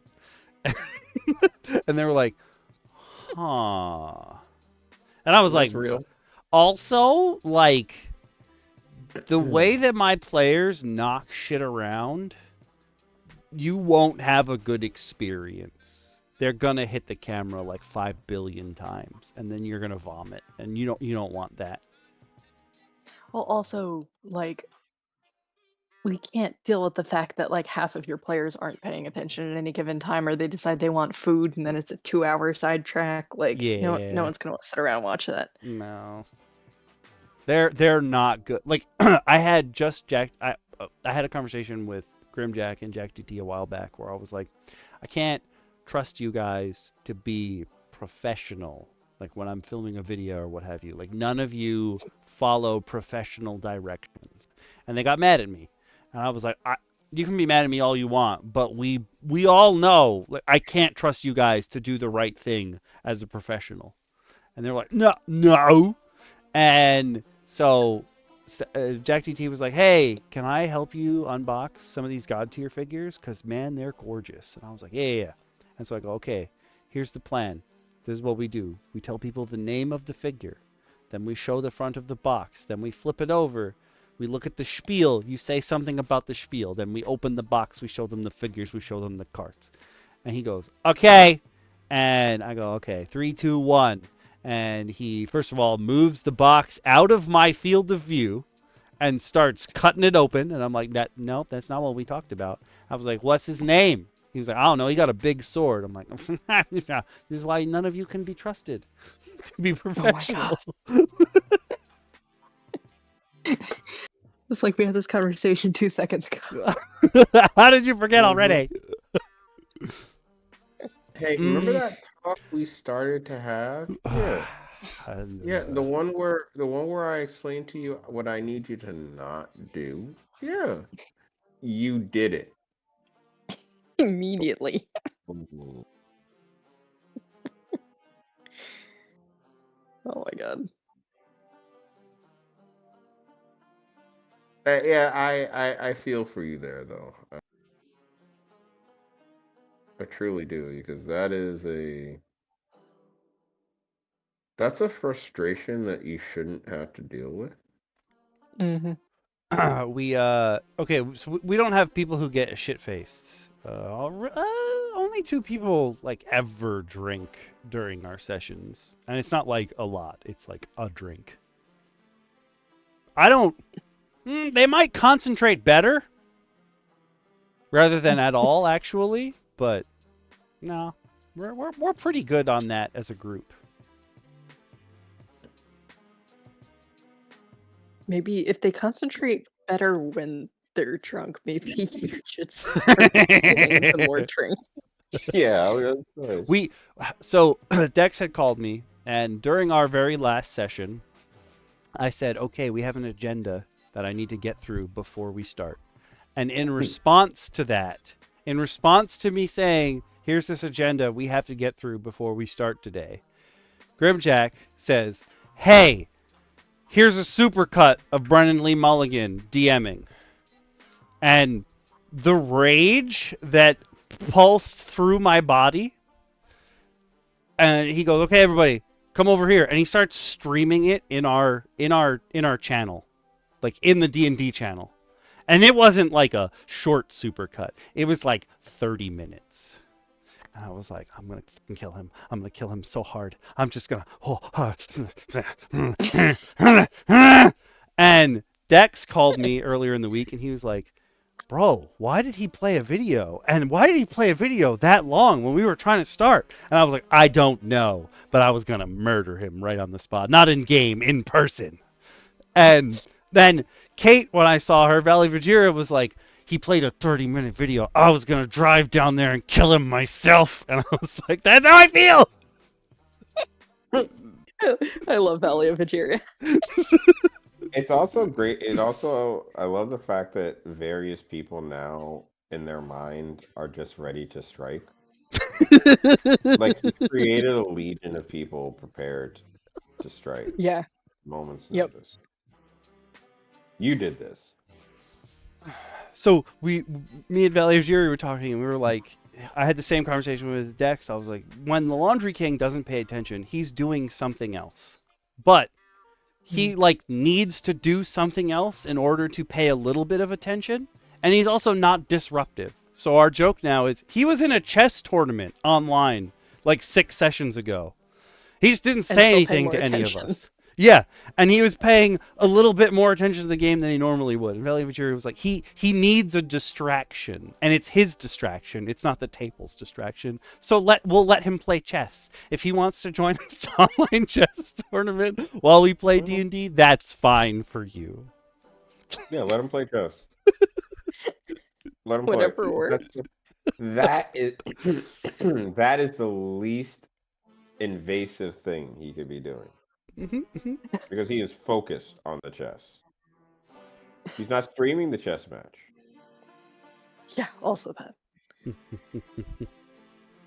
Oh my god. And then he spent the rest of like I've said before, like last session was huge. Like they're fighting an avatar of the Lord of the Frostfell, and Grimbo paid zero attention because he was editing the names for his fantasy universe on his computer. Because he realized when he told me about his fantasy universe that he can't pronounce any of the names because he used fantasy name generator but never actually tried to pronounce anything. And I was like, so folks, I think I have a good idea as to what our topic for the show and tell would be. And I think our first DM round talk will absolutely be pet peeves from the tables. Because I think this is a long overdue episode. I like this. So maybe I like in the this. new year, we'll start the new year off by having a clean slate. Ooh, we have to come up with a cool name, like DM Roundtable Bitches or something. Catharsis. Catharsis round talk. Oh my god, yes. Round talk. I like this. The Catharsis chat. I feel love a catharsis chat. And we have to start it like we're making a YouTuber apology video. Like, I'm sorry I have to come here and say this, but there's something I need to get off my chest. I'm sick and tired.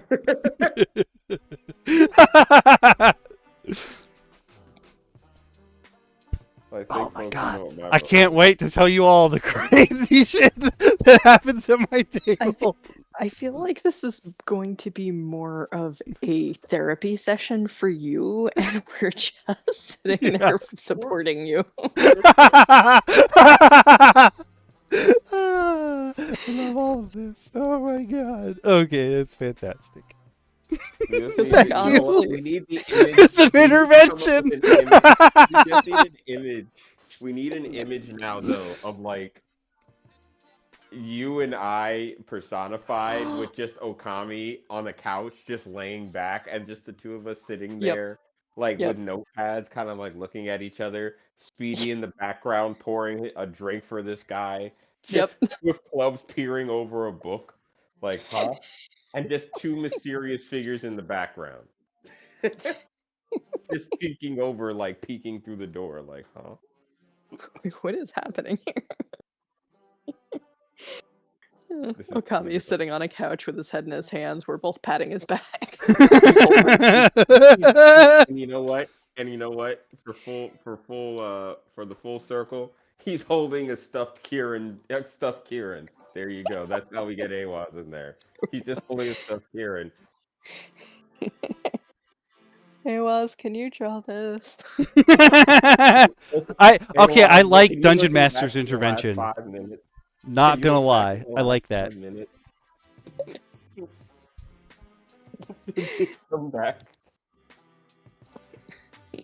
Yeah, it's a plushie. It would be a Kieran plushie. Practice. But for support, like Deadpool's unicorn. Just not all the uses of Deadpool's unicorn.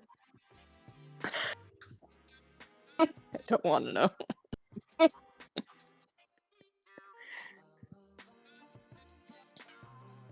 Yep, we have a plan. Yeah. Okay. I think that's so we'll do the poll, but next session will be this. Spilling the Mountain Dew. Oh, that's pretty good too. But we can't write that because then Grim's gonna come in and go, but what about my spell? What about my Mountain Dew spell? And I'm like, shut up, no one cares. I hate that stupid homebrew spell, man. You know what the best thing about it being homebrew is? It's not official. Yeah. You can get rid of it.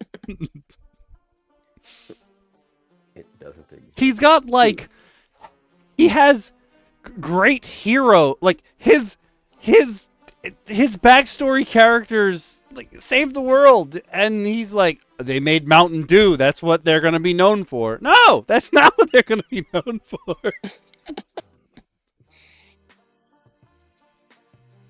I feel like that would be historically accurate, though.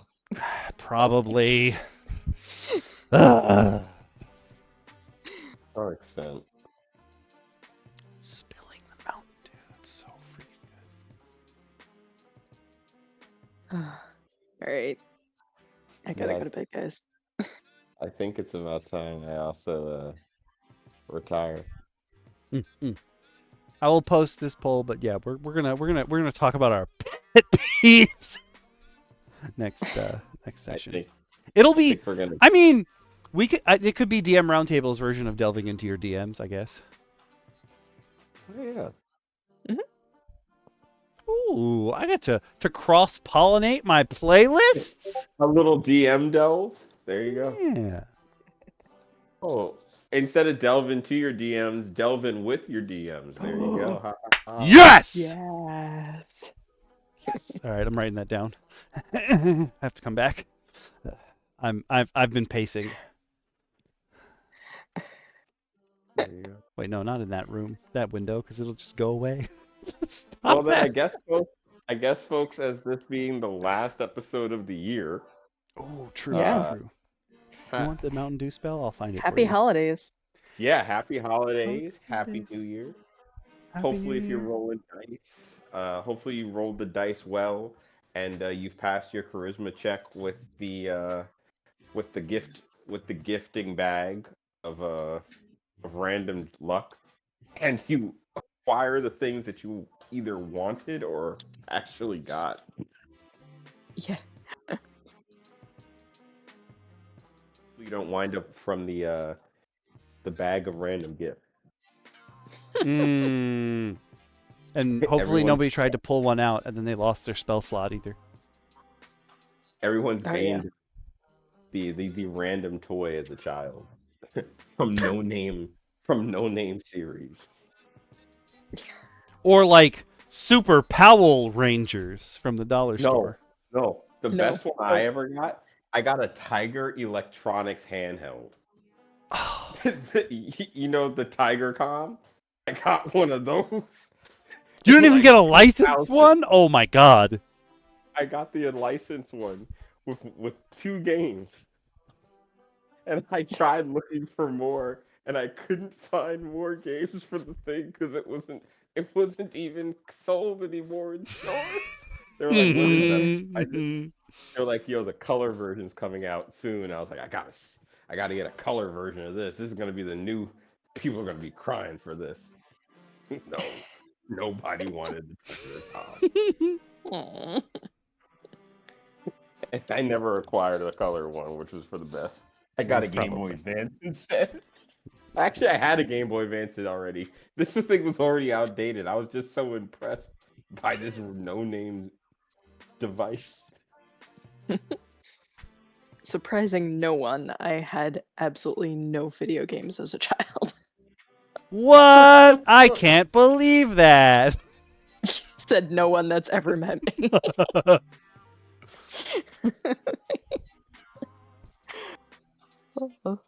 This is why I seem like I'm from another country. Mm.